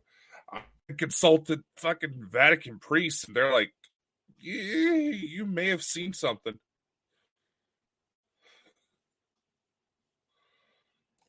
I just muted my mic there because I was sorting the Turtle Beaches out. But it's something I heard about the other night there, and I've not had a chance to look back into it. Well, look at it. You hear about angels saving people, right? I don't think they're really angels. I think they're just spirit guides, to be honest with you, right? I do believe the same as Mike used to say, that angels and demons and all that, they're just what people call them. That's what people call them, right? They've got a different name, laws and whatever, right? I do believe, and I've heard this. Have you ever heard about demons saving someone? Yes, I have actually.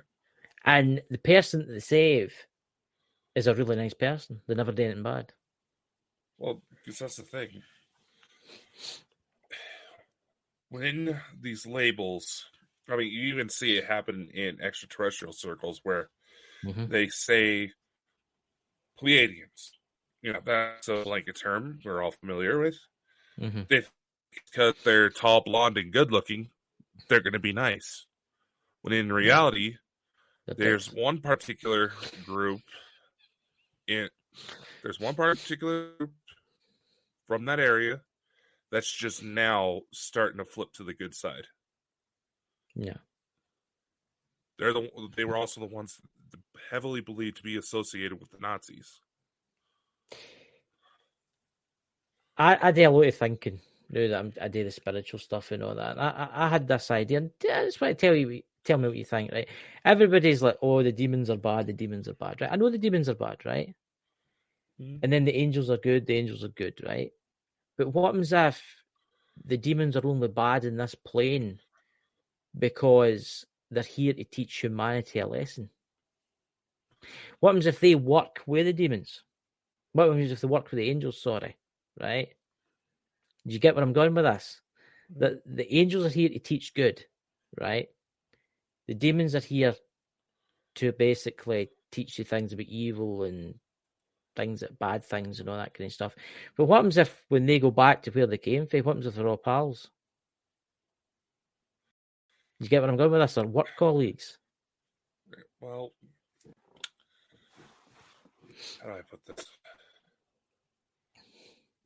You have to take into consideration when you actually look at the legitimate lore behind certain angels, demons.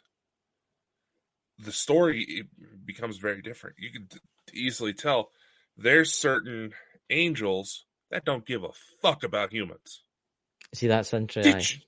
Did you know there's actually an angel that you're supposed to be able to pray to in order to cure stupidity? I'm dead serious. We need to pray to that one. Everybody needs to pray to that one. Yeah, just a random fun little tidbit. But no, I get what you're saying.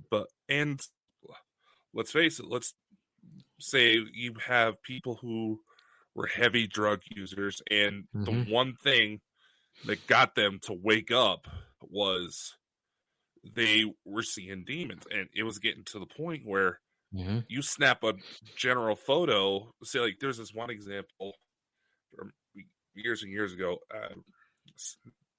Wasn't a case I handled personally, but it was something I saw on television where a gentleman, he had issues with drugs, and while he was at his daughter's wedding,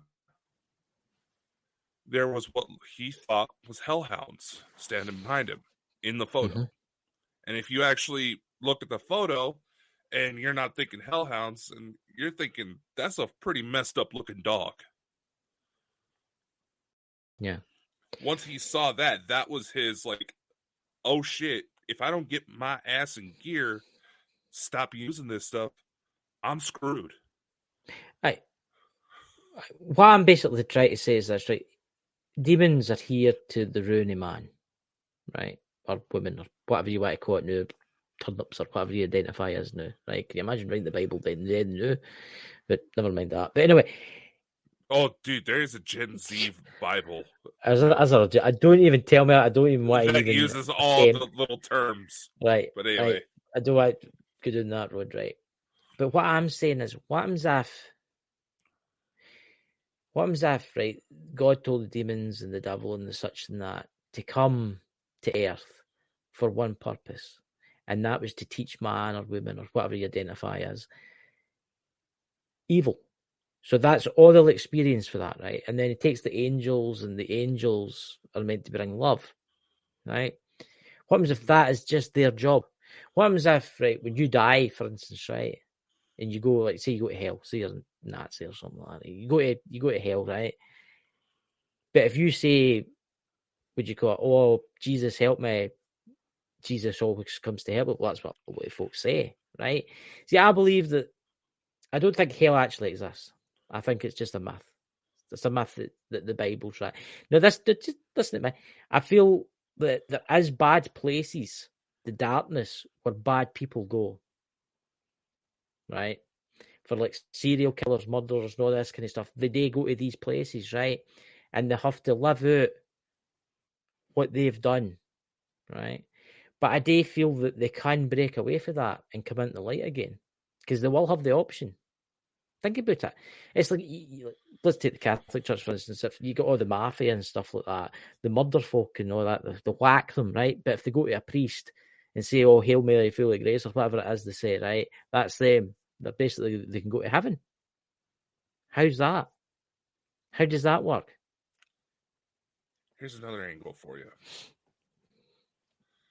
What about those individuals who are so mentally disturbed that they see murder as nothing?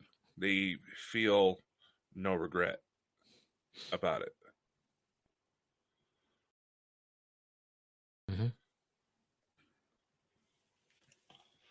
Hell exists, but it's not exactly what people think it is. You create your own hell. Yeah. Hell, things have gotten so twisted over time, and people just absolutely sucking when it comes to doing the research for themselves. Yeah. on what's actually out there. The angels, they're they were never really supposed to be these loving beings. Yeah, there's certain ones who had that kind of personality, but at the same time, you actually see what these angels actually look like, you ain't gonna be welcoming them with open arms. They're scary as fuck, man. I have that's what look. I ken there's demons, right, and I ken they exist, and I ken they're bad, right. But I don't think the right name for them is demons. I think the right name for them is they've got. There's look, everybody. When did the first name demon come into existence? What, 1,000 years ago? 5,000 years ago? Around about then? Well, What? quite a few of them been around longer than that. I would know, but I'm saying portrayed with the Christian Bible. Everybody will think I'm a Satan worshipper or something. I'm no a Satan worshipper. I'm no in any way. I kind of look at Satanists and they're actually fine. But All right, never mind that. if you want to go in the literal sense, some of the first quote unquote demons, as we understand, as the common understanding nowadays, trace back to the Garden of Eden. Yes. Right. What I'm trying to say is this, right? I believe that if you live a good life and you do good things, like I try and live a good life and I try and do good things, right? Goodness will always come back to you, right? Like karma, and when you go to your next life, they might say, right, you're going to get a great life this time. You'll have money and you'll have wealth and all that kind of stuff, right? Because of what you did. But what I'm also trying to say is that what happens if, right, we'll just take devil, right? We'll take the devil and we'll take God, right? Two of them together. The devil and God, right? The devil's there to punish everybody, right? God's there to basically create everything and bring it to heaven and stuff like that, right? But let's face it, where would the devil be if humans didn't have, what's that thing? Is it free will? Mm. Would there be such a thing as demons if there was no free will? Think about it. You also have to take into consideration the concept of the afterlife. It's not a singular world. There's demons that Oh yeah, were never from evil. Earth. Yeah. not just good evil. There's some of these beings who have never been to Earth before. Yeah. And you know, because they tend to have sort of greenish skin. That's sort of the first indicator. I'm going to say this now. An alien spaceship landed in the White House, London, and two purple aliens come out, two red aliens come out, and a multicoloured one come out. They'd probably be like, "Oh my god!" Everybody would go racist towards them, right? And they would, "Oh, they're demons! They're coming at us!" Oh, you got all the mad people, right? That's why I think it's a bit early for like, the UFO disclosure and stuff like that, because I do think that humanity, a lot of humanity can understand it, like you and Dots and some people in the chat and stuff like that. But when it comes to the kind of brainwashed people in this world, and let's face it, there is a lot of brainwashed people in this world. Who are they going to stop picking on? They're going to stop picking on the coloured people of this world and start picking on them. Think about it. Mm-hmm. Which is horrendous. You shouldn't be picking MD colours. Get what I mean? You shouldn't be picking MD. It's a joke. It's disgusting. I believe that you should do good for everybody. You should try your best to help everyone. Imagine if everybody tried to help every single person, how better this world would be. Oh, without a doubt. Yeah. And it's something I've said before. If you actually look at the stories behind certain demons, ignore like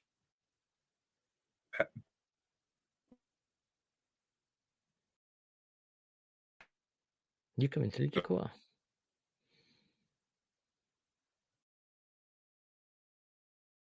Can you hear, guys? Can you hear Dakota? I think he's. Earth to Christopher. No, it's you. Talk for me. Are you there? No, I can hardly see you. You're all pixelated. Mm. But nevertheless, like I said, certain demons, you get rid of the supernatural context. They're very human. They read like individuals with post-traumatic stress, just as an example. Mm-hmm.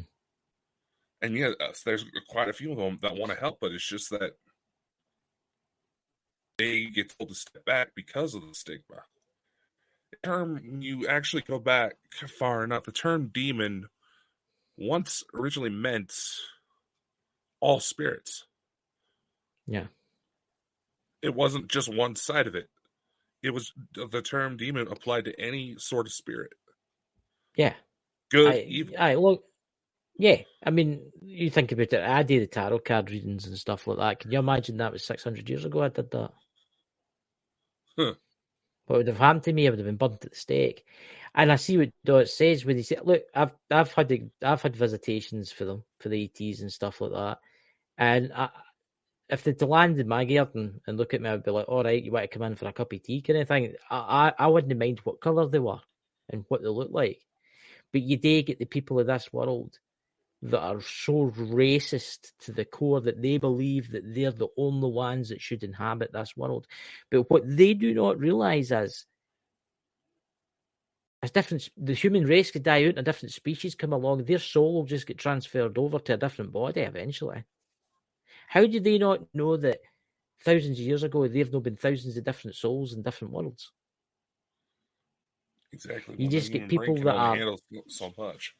but you get so narrow-minded people. You get the KKK, for instance, right? They are one of the biggest bunch of idiots that's ever existed in the century, right?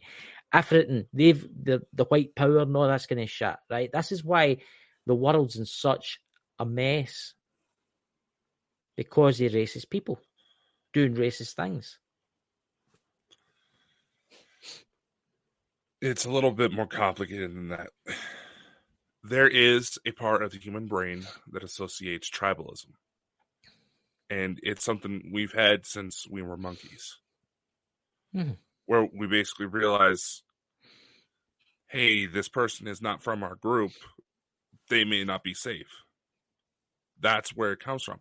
Having to overcome that sensation is what is going to require the first place. That's why they say when disclosure happens, we're not going to necessarily be seeing a lot of the reptiles, the grays, because there's still quite a few of them that are on the good side, but we're going to see the ones who, had you not truly been paying attention to what they look like, you wouldn't think of them as, you would think of them just as regular people.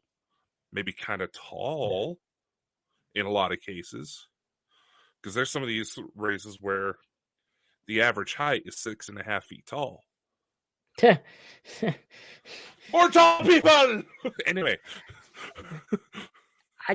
this is what I would love to say is I've met racist arseholes in my life, right? But I would love to say, go to one of the most racist person and say, if I could, and say, listen, it says, see your previous life, you were an African American slave. well, And they'd be like, fuck. It would totally change their outlook and things. But see, this is what people don't realise. I've been watching a series on Netflix. Don't know if you heard about it. It's called Sweet Tooth. It's a wee boy and they're all hybrids and all that kind of stuff. Yeah, it was based off a comic book written by Neil Gaiman. All the humans started giving birth to like animal hybrids, right? And all the humans died out.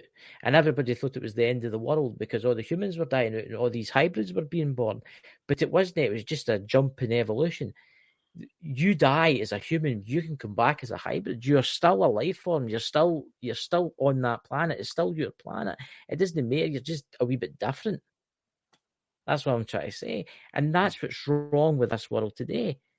Everybody thinks that they're better than everybody just because they're white or they're some other weird way about them. What's that in the tribal war? No, it's down. Just reading that really quickly.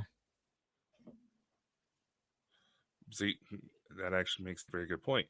I mean, you don't even have to go into the past life sort of scenarios. Look at those instances where,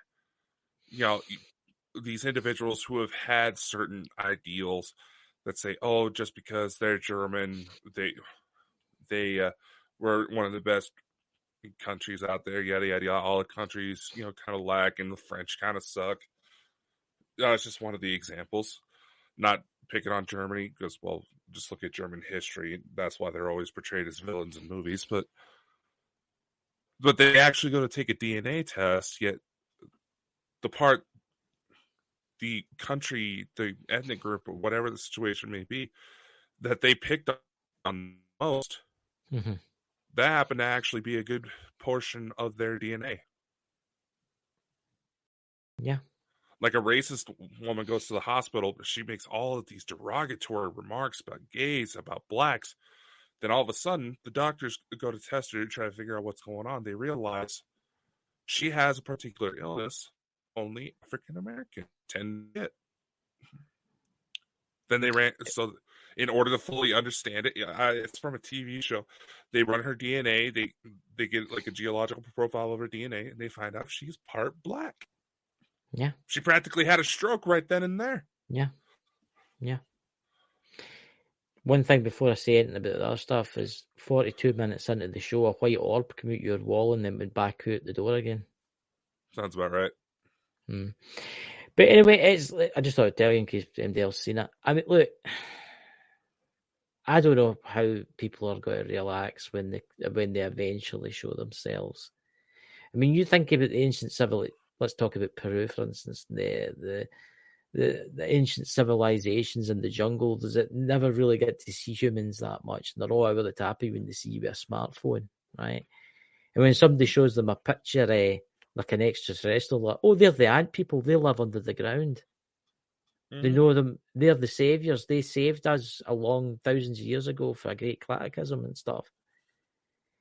See, that's amazing, how there's these natives. There'll be natives in the world right now that have never seen technology, right? But they've probably met these aliens, and these aliens are probably talk to them all the time because they know that they'll never really interact with like people like us, so they know that their secret's safe. Well, that's why, and here in the States, you have certain indigenous tribes. When you hear some of their stories, you realize they're talking about Sasquatch. Interacting with the Sasquatch as common as just running into your neighbor Joe while you're out and about on your daily routine. That mentality has always been there. Oh, it's like, they're just another type of person. But the thing is, going back to this sensation of tribalism, there is a physical part of the brain where it flares up. Yeah. And it's the fact that humans, regardless of how you believe our origins took place, there is a common thread. Is that we heavily relied on our ability to group together in times of need. And there's individuals who saw that, took advantage of it for their own ideals, to put themselves in positions of power. Yeah. It's happened throughout history. And we just let it happen because either we didn't want to take the role ourselves, or that was just part of who we were. We were followers rather than leaders. And unfortunately, that's why they say corporate CEOs have very similar psychological profiles to serial killers. It's just that they handle their urges in a different way. Yeah. How many white serial killers in the United States has there been that's been captured, would you say? How many what? White serial killers has there been in the United States, would you say, that's been captured? Several. How many coloured? Allegedly more, but cities like Chicago are, in my understanding, that's drug and crime and stuff, is it not? No. In certain cities like Chicago, I know is a big one right now, where there's entire police that are essentially broken off as a special task force to re-examine several cases because they realized, oh shit, there's several innocent people that have been thrown in who have had falsified claims against them just because of the color of their skin. Aye, I've heard about that. That's horrendous. Look, I've seen all the videos, and I've seen all the videos on YouTube and TikTok and that, how the police treat coloured people different. Everybody should be treated exactly the same. Everybody should be treated exactly the same. And that's what's wrong in this day and age. That's if you to go down the politics route, if you to go down to the United States, Britain and Germany and France and all the kind of NATO countries picking on Afghanistan and Iraq and stuff like that, because they've got wealth, they've got stuff. They just go in and clear the place out. Look at the British Empire. Look at us, British Empire, right? Yeah. Look what we did. Look what we did to India. Mm-hmm. Look what we did to Africa. Take Africa. We went in there and we took their gold and we took their diamonds, their opals. They've still got loads left, but we taken loads of it, right? Mm-hmm. Because we're big and powerful, right? That's what bullies do. Mm-hmm. I know this is what I keep saying to people. The world needs to change, but first, I think society itself needs to break down. What I mean is the governments. We need new governments before I think our friends can come down, and that's the honest truth. There is a probationary period in effect for that to happen, and the shift is taking place, but it's not going to be overnight. We're talking about the just in this conversation alone. I know there's going to be some people that think, oh, it's not quite like that. It's not quite like this. The general common threads are the same. It's that, let's face it, well, it's like what Samuel Chung was saying. We need to essentially get rid of politicians because any of them that were halfway decent towards the people they were meant to serve, they somehow, one way or another, got taken out of a position of power. And sometimes, quite forcefully. Look what happened to JFK. Look what happened with that is weird you say that, because I watched the video out. Look what happened to most of the Kennedy family. Yeah, I mean, there's the knowledge within there in the chat. No, where are you, Lewis? You were meant to be on. No, bad. You were supposed to be here, not in the chat. Here, We'll get you back again sometime, Lewis. We'll get you back again. It's like the third time he's done that, though, to us. I know. That's it. The aliens are coming to get you tonight, Lewis. Don't bother locking your door. They'll just beam you out. All right, time to lube up the probes. Right, aliens, Galactic Command. Lewis is getting tainted the strange tachyon chamber tonight. Dakota will be standing with his plastic overalls on and his big bottle of lube. In fact, I think you shouldn't use any lube for you being late. I know it's okay, Lewis. We're just teasing, Lewis. You know, no harm done. Shit happens, man. I know computers. It's probably his computers probably went monkey or something like that. The internet. There's been weird storms like that. As we're going back to the extraterrestrials again, I mean, the governments do need to fall. I'm going to say that. You see the UK. The UK's got to change soon. We're voting for a new prime minister soon, and it's all backfiring. See that guy Nigel Farage? You can't have talking about. Yeah, he's pally with Donald Trump. He's decided to run for prime minister, and everybody's voting for him. And I think it's like we need to do something soon, because it was like the world's messed up. I'll tell you something. I see rich and powerful people shouldn't have run countries. Mm-hmm. They shouldn't have. I think we need to, and this is there's got to be a lot of folk out there saying, "Are you mad?" But I think we need to get rid of all governments. I'm not saying the one world government. I'm saying we should do like council, kind of like every year you pick a random. He's coming in, Lewis. You're late. When we're 8 minutes from closing the show. 8 minutes from closing the show. That's when you decide to join? You motherfucker. That's terrible. Terrible. How are you, Lewis? How is the probing? Can you hear me?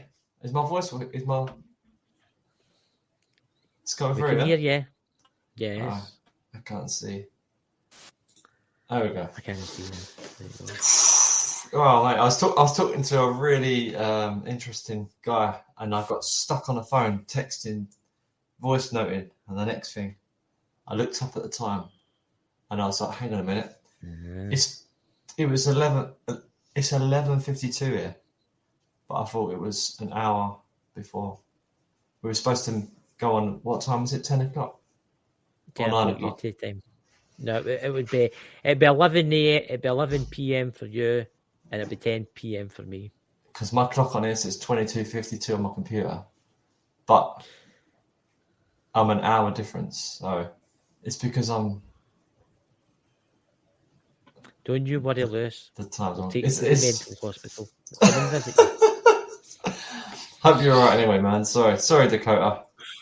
You're I'm loving the beard, by the way, man. No, thanks. Ah, we're all rocking beards. This is the beard group, everybody. We're all rocking beards. So anyway, you were saying, is everything good though? Yeah. Aye, everything's fine. I had some good topics to talk about tonight as well. I was thinking of, but Well, you'll just need to come back. You'll just need to come back on again. I'm so sorry, back man. on again. That's fine, man. It's absolutely fine. I was really looking forward to it as well. We'll have to tell him it's an hour beforehand, so he's on time. Well, I did tell him that. But here's the thing. If you usually you'd message me. Lewis, I did message you. You usually message me like 5 minutes before and go, "We're going on live in 5." I didn't see no message, and it's I didn't think I messaged you an hour before the show, and I says I'll send it before the show, and that's what I did. I sent it. You said, "This is the link. I sent it too early. See you tonight." Yeah, that's all right. It's me, mate. I didn't read it. Don't be scared if you see a visitation by a tall, bald man wearing a Caribbean shirt tonight in front of you, dressed as an alien, holding a probe in one hand and a large bottle of lube in the other. In fact, I don't think you should use any lube. Let's just say it's not the first time people have seen me in an alien abduction scenario. It's like it's been documented. Just saying. There you go, Lewis. You're going to have a waking dream tonight. Dakota coming towards you. Come to me, Lewis. With a bottle of WD-40.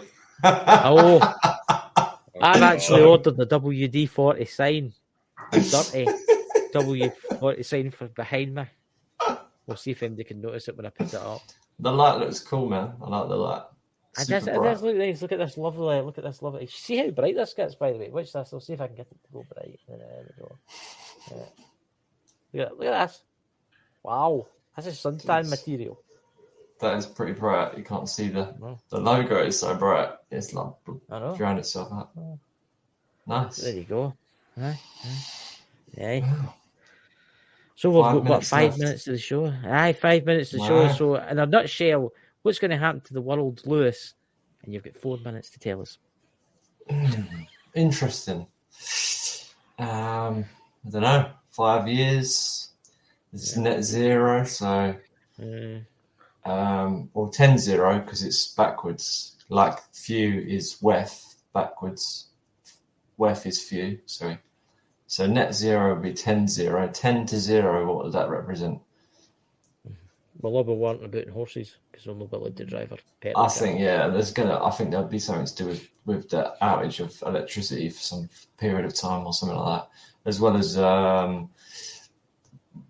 massive famine, which is definitely going to happen because of the way they keep messing with the weather now. That's only a matter of time. So stock up on water and them kind of. Well, I don't need to worry about that. Yeah, you don't need to worry about that with all the rain. Yeah. But then pumping stuff into the streams, I think is just another cover up for the fact that the geoengineering is just polluting the rivers really bad. And they're just doing that stuff as well to like sort of it's just this, and when really it's a mixture of that and the aerosols in the sky. So, but no, it's all good and it's all good fun. It's all part of the experience, you know. You've got to enjoy it all. It's fun. I'm looking forward to the nuclear apocalypse. That would be actually pretty fun. To be fair, be pretty fun. Got to look at it in a good light, you can't really. I don't know. I don't think that would happen. To be fair, I think if they're going to do anything, it will be on the scale which I said before, years ago when they've done certain things, and it will be stuff that won't have a lasting effect on the Earth, as opposed to like dropping a nuke that will like devastate. Well, it will devastate everywhere because there'll be nukes going off everywhere. You know, I don't think they'll do that. I think they would utilize technologies. They'd utilize the technologies exactly, mate, and then that way they ain't got to do anything. And then all the people that just disappear, that drop, they'll just clear them up like they did in the past, and then put them underground in these caverns, which they've got loads of skulls everywhere. I think you've seen the ones in France and different places around the world. Yep. There's loads of them. So just the old world we get reset, and then the new world. But who survives? That's the question, isn't it? Who Don't worry, us three will survive. We will keep humanity going. And humanity will grow from us. We'll become orphans. We'll go on the odd orphan trains. Aye, Dakota, the last man alive, walking out, on the steam run about, the flashy lights and stuff. I mean, kids have out there. Dakota does have a few. I'm just. He's got to be shocked when he wakes up in his pod and realizes he's got to be a child. Well, that money's just ranking up as we speak. All that platinum gold bars and all that stuff. It's all building up there in outer space now. Platinum gold gone. Aye, platinum gold. What do they use for currency up there, Dakota? What's their currency? Right. Come on, they're going to have like currency. But how do you? So digital credit. Bottle caps. Yeah. Bottle caps. Yeah, turning the Fallout down here. My God. Aye, I can see it. Your credit is running really low now. Don't you worry. Your wife's up there. She's spending it. She's wallpapering. She's buying couches and settees and TVs. And I don't know if that's what they have. I don't know what the women in space buy, but handbags and all that kind of mad stuff. Good to remember the galactic. Hey, for the type of outfits she likes to wear. How close they hug that body of hers. Well, basically, you've got no money left when you wake up in your pod then. Nah, she works herself. That's all right. That's a bit unfair. He'll wake up in his pod. A big blob with 20 eyeballs, sliming about.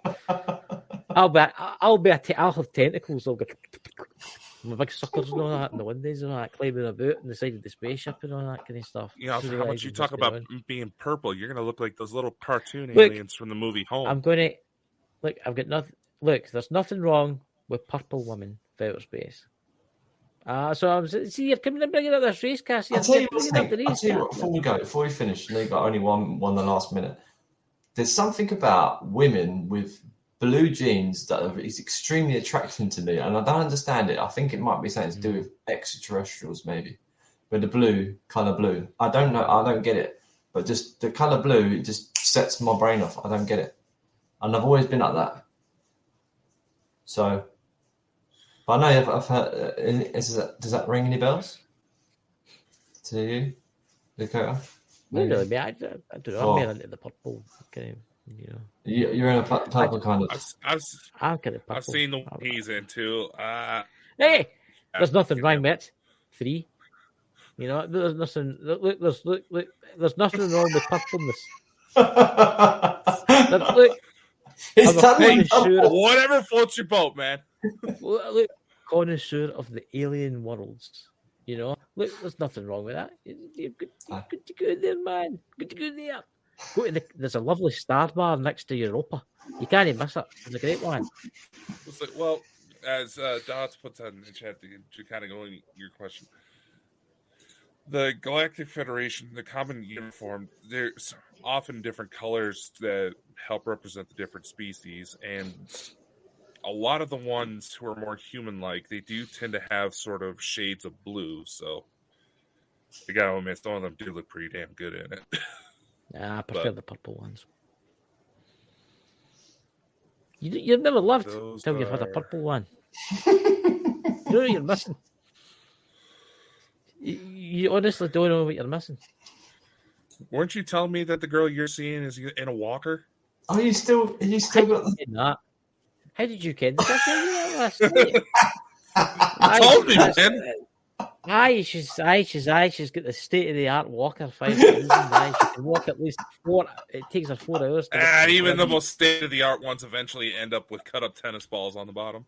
Look, I can't help it if I'm a handsome looking alien. That's what I'm going to say. I might have 15 eyeballs and big tentacles, but come on, there's nothing wrong with it. See, this is the racism starting again against the purple alien women, and I stand for purple alien women. I would vote for a purple alien woman. That's terrible. Hey, it's better than most of the politicians here. I get old Joe. Oops. I know, seriously, they got to do some sort of health evaluation of Here's a prediction for you. Any further political power, because base stands down in 3 weeks. The what? I don't know, just as a human being, what did something he say? Ain't right. I don't know what he says. No one ever does. I said in a prediction for you, 3 to 4 weeks, Joe Biden will stand down. He looks like a robot, doesn't he? I think he keeps looking like a robot. Like he's walking around puts his sunglasses on. I'll be back. Did you see the video they did the other day? Did you see the video they did the other day? And they're all dancing like that, and he's just like. And I put the comment, like it's banned on TikTok. I put the comment saying someone's changing the batteries in the remote for Joe Biden, and I get that taken down as offensive content. I'm just saying, the poor guy is acting like something's happened to him, and something's happened to him. This has got to be elder abuse keeping him in political office, because something's not right. God help us if he ever needs to use the nuclear codes. That's all I'm going to say. Yeah, I mean, we're sitting there and we're like, what's that? And the one that, let's just face it, over here in the U.S., we're so sick and tired of our politicians. The one that a lot of us are rooting for is the one who's openly saying that a worm ate part of his brain and died. Kennedy. Now, granted, some of the places he's traveled to, I wouldn't be surprised if he's caught some stuff. But look, old Joe is not going to be in power much longer. I'm telling you, he'll be replaced by probably a woman. I'm betting. Because he can't win against Trump. Trump will win. Unless they try and they fudged it the first time. Oh, they'll try and fudge it this time, but I think it'll go drastically wrong if they do that again. You see all these civil wars and all that kind of stuff. It could start again. Yeah, I mean, the one thing I would have loved is if Robin Williams was still alive, the type of material he would come up with just dealing with this bullshit here in the States. Because if I'm not mistaken, election fraud, weird politicians from TV ended up in office. I think he did a movie about that once, didn't he? Man of the Year. It's all in the films, man. The best one with your president the other day there. Like I shouldn't have burst out laughing. It was the veterans thing. It was today with the D-Day landings, and the trooper came into land. The soldier came into land, and the president just wandered off. Exactly. Wandered away. Yeah. He's like, "Are you alright?" He's looking at the and he just wandered away. And he's standing there listening to this sort of like black dance sort of music sort of thing, and he's standing there. And he's like, the Juneteenth thing. The only thing that was holding him there was all the pretty colors. Like I said, something is wrong medically with President Biden. He looks like a fucking robot. Honestly, I wouldn't be surprised if he's acting like a dementia patient. He looks like a robot, man. I don't know if it's like, I just don't know, mate. It's hilarious to see, though. It does. I enjoyed his speech the other day when he was talking about how his son was in the Revolutionary War in 1774. And did you see that when he went totally off the thing and started talking about 1774 and how his son was one of the soldiers and stuff like that? It's mad. It doesn't get what he's doing. Well, did you see George Bush's little Freudian slip the other day? No. Well, it was a little over a year ago, but he was talking about, it was shortly after Russia's invasion of Ukraine, and he was going like, "Oh, this is the work of a diabolical madman who initiated the invasion of Iraq. I mean, Ukraine." There it is. It's like,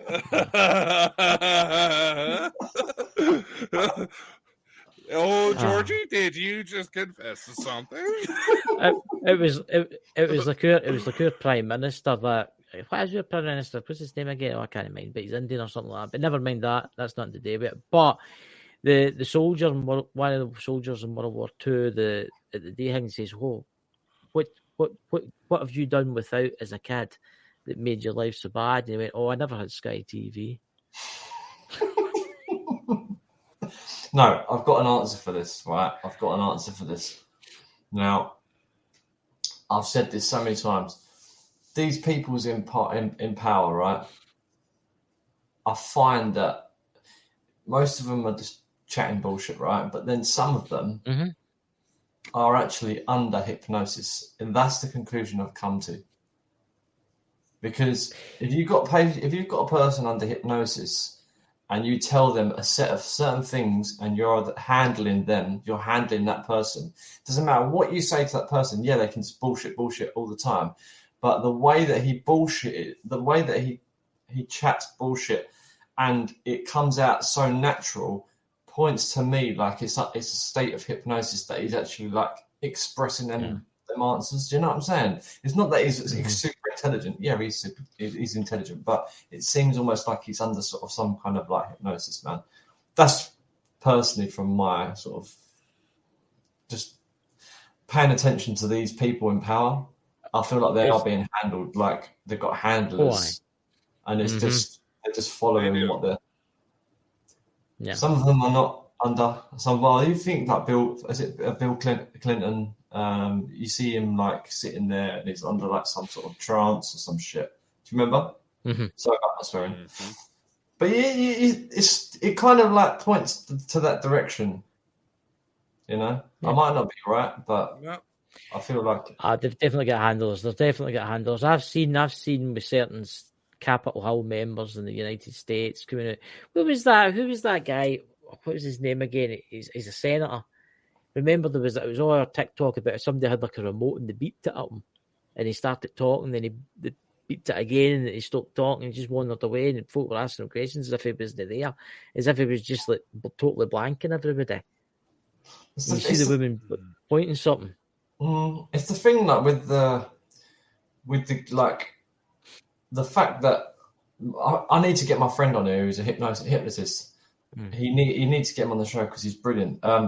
But he was explaining about, and you see him in his videos explaining, once you've got them under this hypnosis, like you can throw anything at them and they will still just like find a way of just chatting complete nonsense to what like you're trying to get an answer out of him. Oh, what did you not have as a kid or whatever? You know, like what you grew up with in this family, this whatever.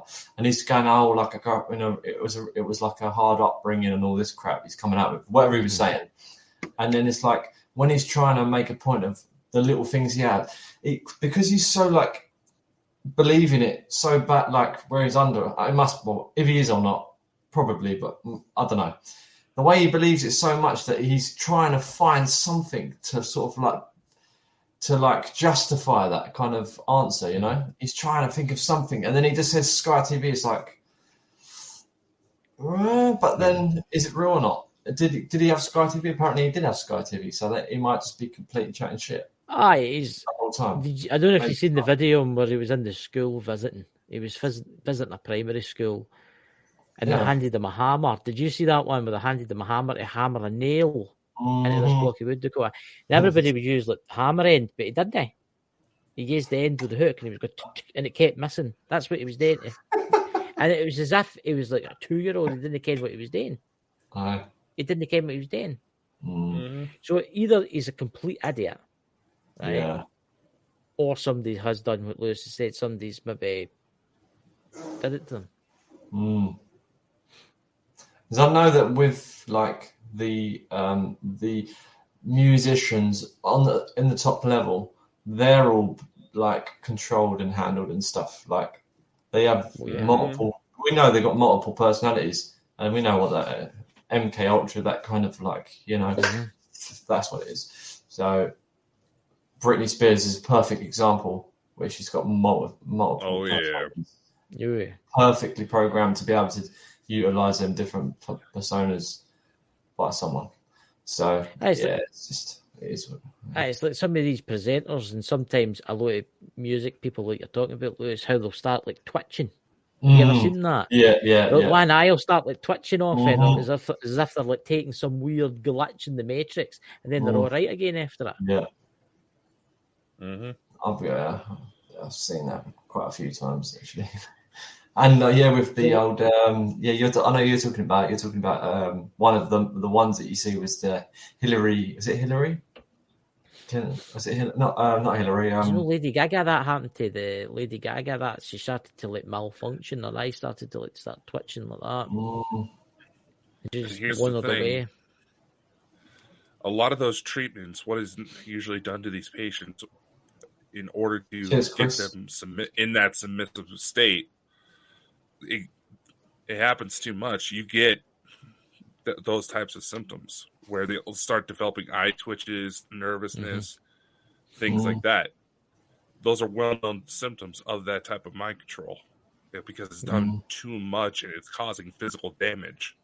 Yeah. And then you've got Decay West. Yay. That I don't even know to mention these things on this channel, but the Kanye. He was under, wasn't he, for a long time, but then he kept breaking out of it and then trying to wake people up. Then they'll put him under again. It's just like he comes back out again and he's like a different person. Then he's like sort of finds his way back again. And we'll need to get you back on again, Lewis. But you can't break it. I know you need to. I know. But before we go, have you ever noticed that with I can't remember where this is exactly, if maybe somebody in the chat can help me, but remember there was maybe you came, I'm talking about, Lewis, there's a while when a lot of the actors, not just them, world leaders, pop stars, you name it, music stars, had something wrong with their ankles. Remember that? They had like every one of them had something done to the ankle. Every one was seen with like a blue brace on their ankle or a black brace or whatever, but it was a brace on their ankle.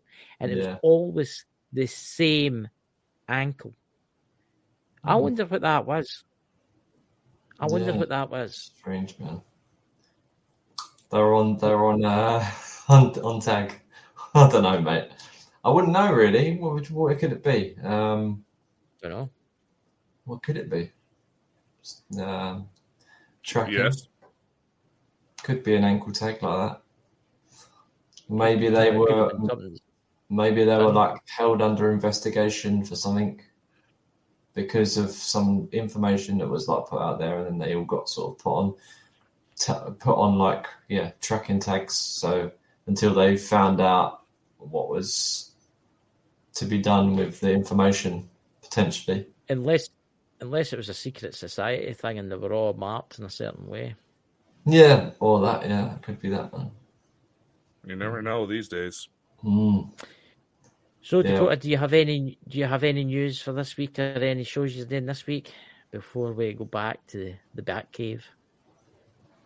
We'll see what happens with the latest developments.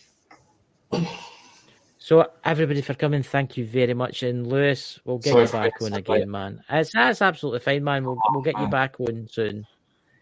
And Dakota, do you want to say anything before the end? The end is the end. Besides, much love, take care, and see y'all next time. Talk to you in a minute, Lewis. All right, man.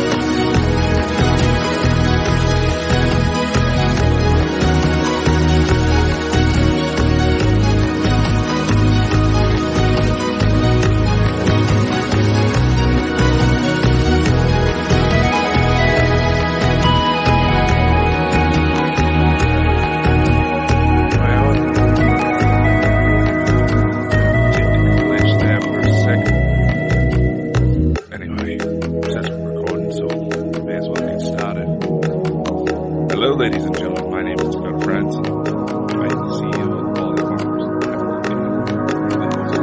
Bonkers show. Don't worry. This message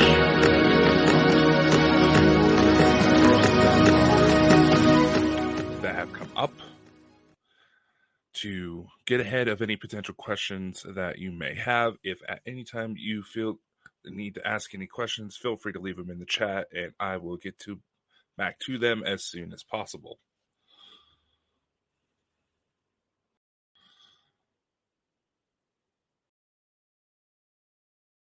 Sorry, just checking on a couple things. Refresh on my end as it was playing the intro, so maybe a little confusing right now. But anyway, as I said, let's get started. We have a lot of material to actually get through, and like I said, if you have any questions, please feel free to leave them in the chat, and I will get to them at the end of the broadcast. First, matter of business.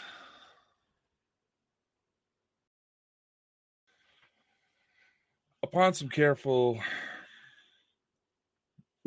review of how the last little while has actually gone, Chris and I have made a decision in regards to the main Bald and Bonkers show. Due to just simple life changes, as well as us kind of growing in our own respects, we had decided to turn the Bald and Bonkers show into sort of a special event interview broadcast. The likely dates any interviews will air will be on Saturday night. It'll go from the usual hour to maybe 3 hours long.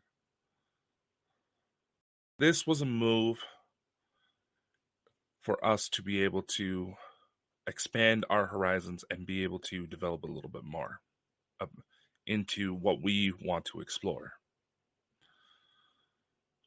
We both have our own reasons for making this decision. This is not a breakup. Chris is going to still broadcast through the company channels. You may have seen his tarot card readings earlier today. And he has his own plans coming up for what he wants to do. And he is, as someone who's basically helped me build this brand, franchise, whatever you want to call it, he'll still get to do that. We're still friends. This isn't the result of any arguing, because there's been a few of you who have messaged me to address the fact that it was fairly obvious we were kind of butting heads behind the scenes. And as well as due to the limitations of the show and all the different stuff we were both involved in, there's at points where it seemed like we were trying to overpower one another.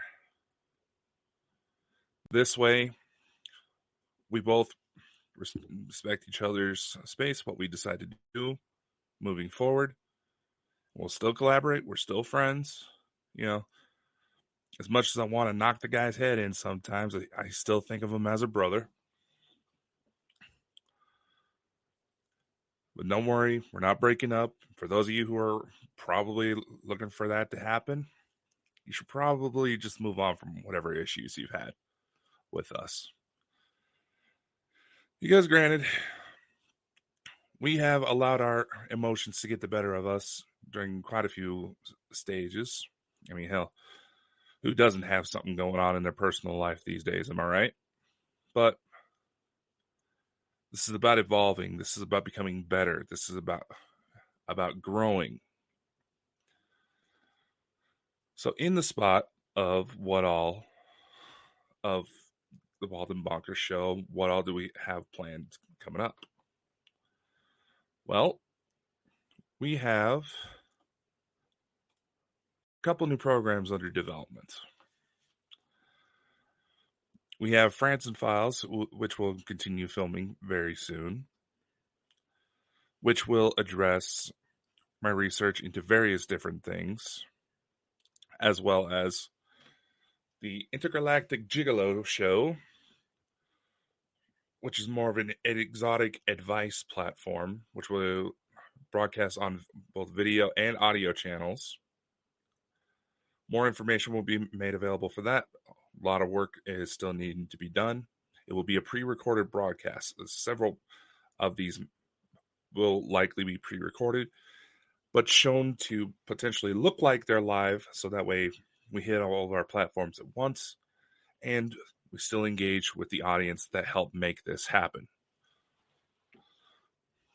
We also have Bald and Bonkers Archives, which will repurpose some old investigation footage, old interviews, things like that, to help introduce some topics we have maybe done years ago when we first started this, or maybe even material from before we put together Bald and Bonkers, Chris and I.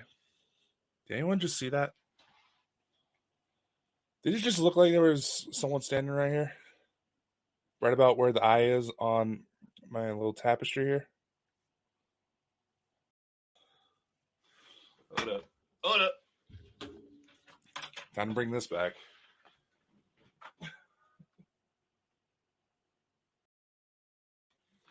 Now you were going to see Dakota have some squirrel moments. Show over there so we can see it better. Anyway. We have Intergalactic Gigolo. We have, yes, Intergalactic Gigolo. I am not joking. We have Friends and Files, Bald and Bonkers Archives. And we also have documentaries. A while back, you heard Chris and I start to discuss plans for a potential documentary exploring why people explore supernatural topics. And some of you may have felt a little bit off-putting when Chris started to point out that making such a project will have its obstacles, especially for the lengths we plan it. This is not going to be just something we do for the YouTube channel. We have a film distribution partner, which will help us land to several different streaming platforms, which could potentially include Netflix, Hulu, Gaia, a lot of the major ones, Redbox. It will be made available on Bald and Bonkers channels, but we want to be able to spread this message out as anyone who knows the paranormal field, especially everybody who's interested in it, knows. If they haven't noticed that quite a few of us have something going on mentally, either we're brought into this by trauma or we have some sort of mental condition that allows us to think the way we do when it comes to this type of phenomenon, you're not really paying attention, are you? Now, granted, it's going to take a lot of funding, and no set date is set in stone yet until we build things up. Chris and I learned from before that you don't necessarily want to bite off more than you can chew, especially with a project this big. And we also want to make sure we have the documentary as well as the accompanying anthology, Why We Are Supernatural, to make it available for everyone willing to contribute. As such, we also understand some people are perhaps a little put off about writing their story for whatever reason. I'll be honest. It wasn't until Chris and I got to working together that I started to realize there's quite a few of us in this who may have issues with dyslexia, and the current setup doesn't exactly help accompany those people, and that one's on me. So what I'm going to do is that I'm going to open up a interview series to accompany this anthology. So people don't necessarily feel comfortable writing their story, or they feel more comfortable, speaking about it with someone. They will have that opportunity. As well as there will be video segments that will help explain each page of the form. Not to try to be condescending or anything, just because that's mainly the only way we can try to. It's basically what's compatible with the services we use in order to put this stuff together. And I know there's some people that are put off about filling out forms and all that, but I personally want to make sure that there's as little confusion as possible. People know what they're getting into and try to make the process as easy as possible. Because the easier we make the difficult stuff, the annoying stuff, the quicker we can get to the fun stuff and present it in a way that helps portray the true beauty behind the individuals who have these experiences. Because let's face it, there's quite a few of us who have some pretty messed up backstories that led us down this path. Those of you who have followed me for a while know damn well. And there's several major figures who have not only had traumatic events in their life, but they've had some pretty nasty dealings with the public when they start to speak out about what they've encountered. And it carries a heavy toll. With this project, the goal is to also bring into focus mental health. There's going to be openings for charity collaborations as well, once a few more details are set in stone. When this company was founded, when the Bald and Bonkers show came together, it was because Chris and I didn't feel it was right for others to tell us how we should move forward with our work. We felt that there were individuals who, for the wrong reasons, tried to suppress what we do for their own motivations. That was our feelings at the time. Maybe we misinterpreted things because there was a lot of emotional turmoil. That's a very likely possibility. I will admit that. But the fact still remains. There's a lot of people who need help when it comes to understanding the supernatural. And more often than not, when the drama stirs up, they get kind of put off and are willing to say, you know what, I don't want to deal with that. I don't want any part of that. Forget I even said anything. And these might be the people who need the most help. This is a project to reach out to them, so they know they're not alone. There's others out there who are having some sort of experiences. And sometimes just knowing that much is more than enough. They will need to learn how to use their own discernment to sort out who's potentially full of BS, whereas who's being genuine. Because honestly, there's a lot of times those lines are very blurred. And people may get something wrong for the right reasons. They may have just simply misunderstood something.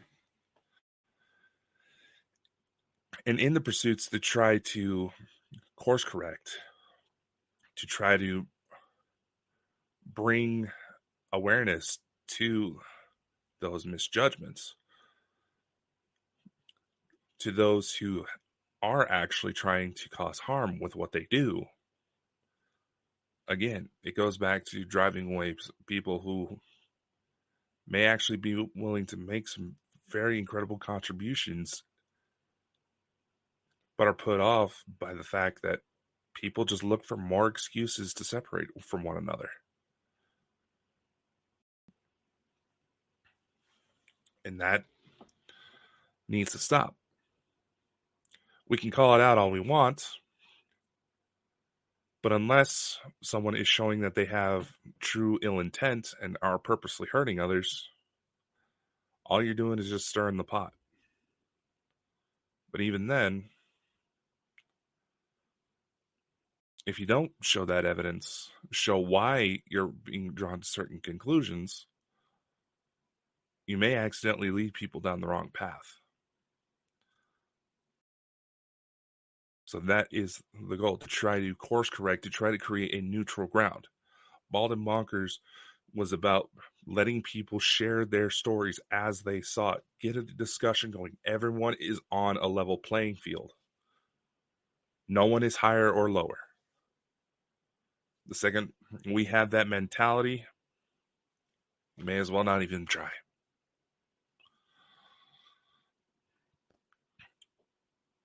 To help bring others in, we also have some new features that are going to be coming up that are under experimentation, like potential 24-hour live feeds that may double as an advertising platform, because, again, this is meant to be a network to allow people to connect, to share their stories, to get the conversation going. And there's going to be some times where individuals who may not be presenting the correct information come through. But it's also about discernment. There's ways to combat that without being combative. The more we look for excuses to hate on each other, the more we're holding ourselves back as a species.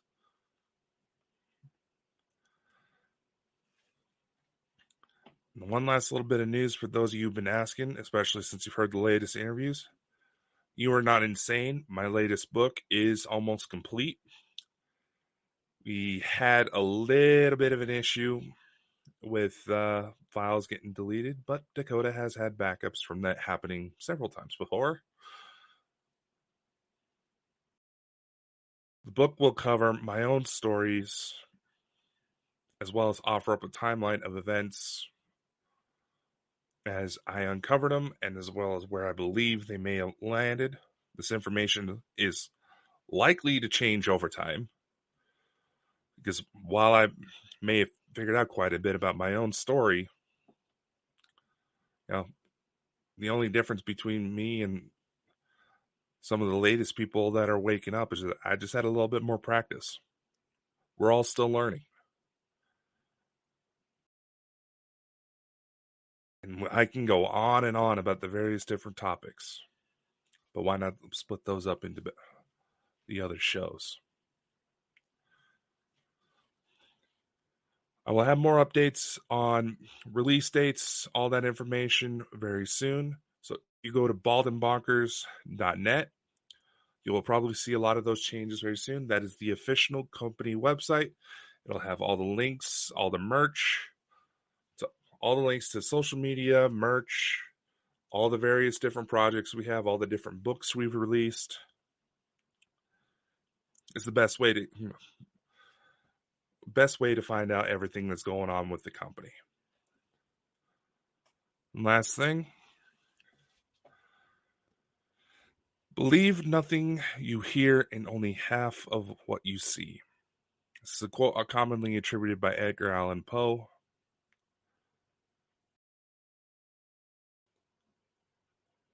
And in these times where a lot of new information is coming out, and quite frankly, a lot of the trolls aren't even bothering to do some proper research for their attacks. They're just cherry picking whatever tidbits might set them off, what they think might set off others. Believe nothing you hear and only one half of what you see, because you may not get the entire story. Much love. Take care. I hope I made sense through all this, and see you soon.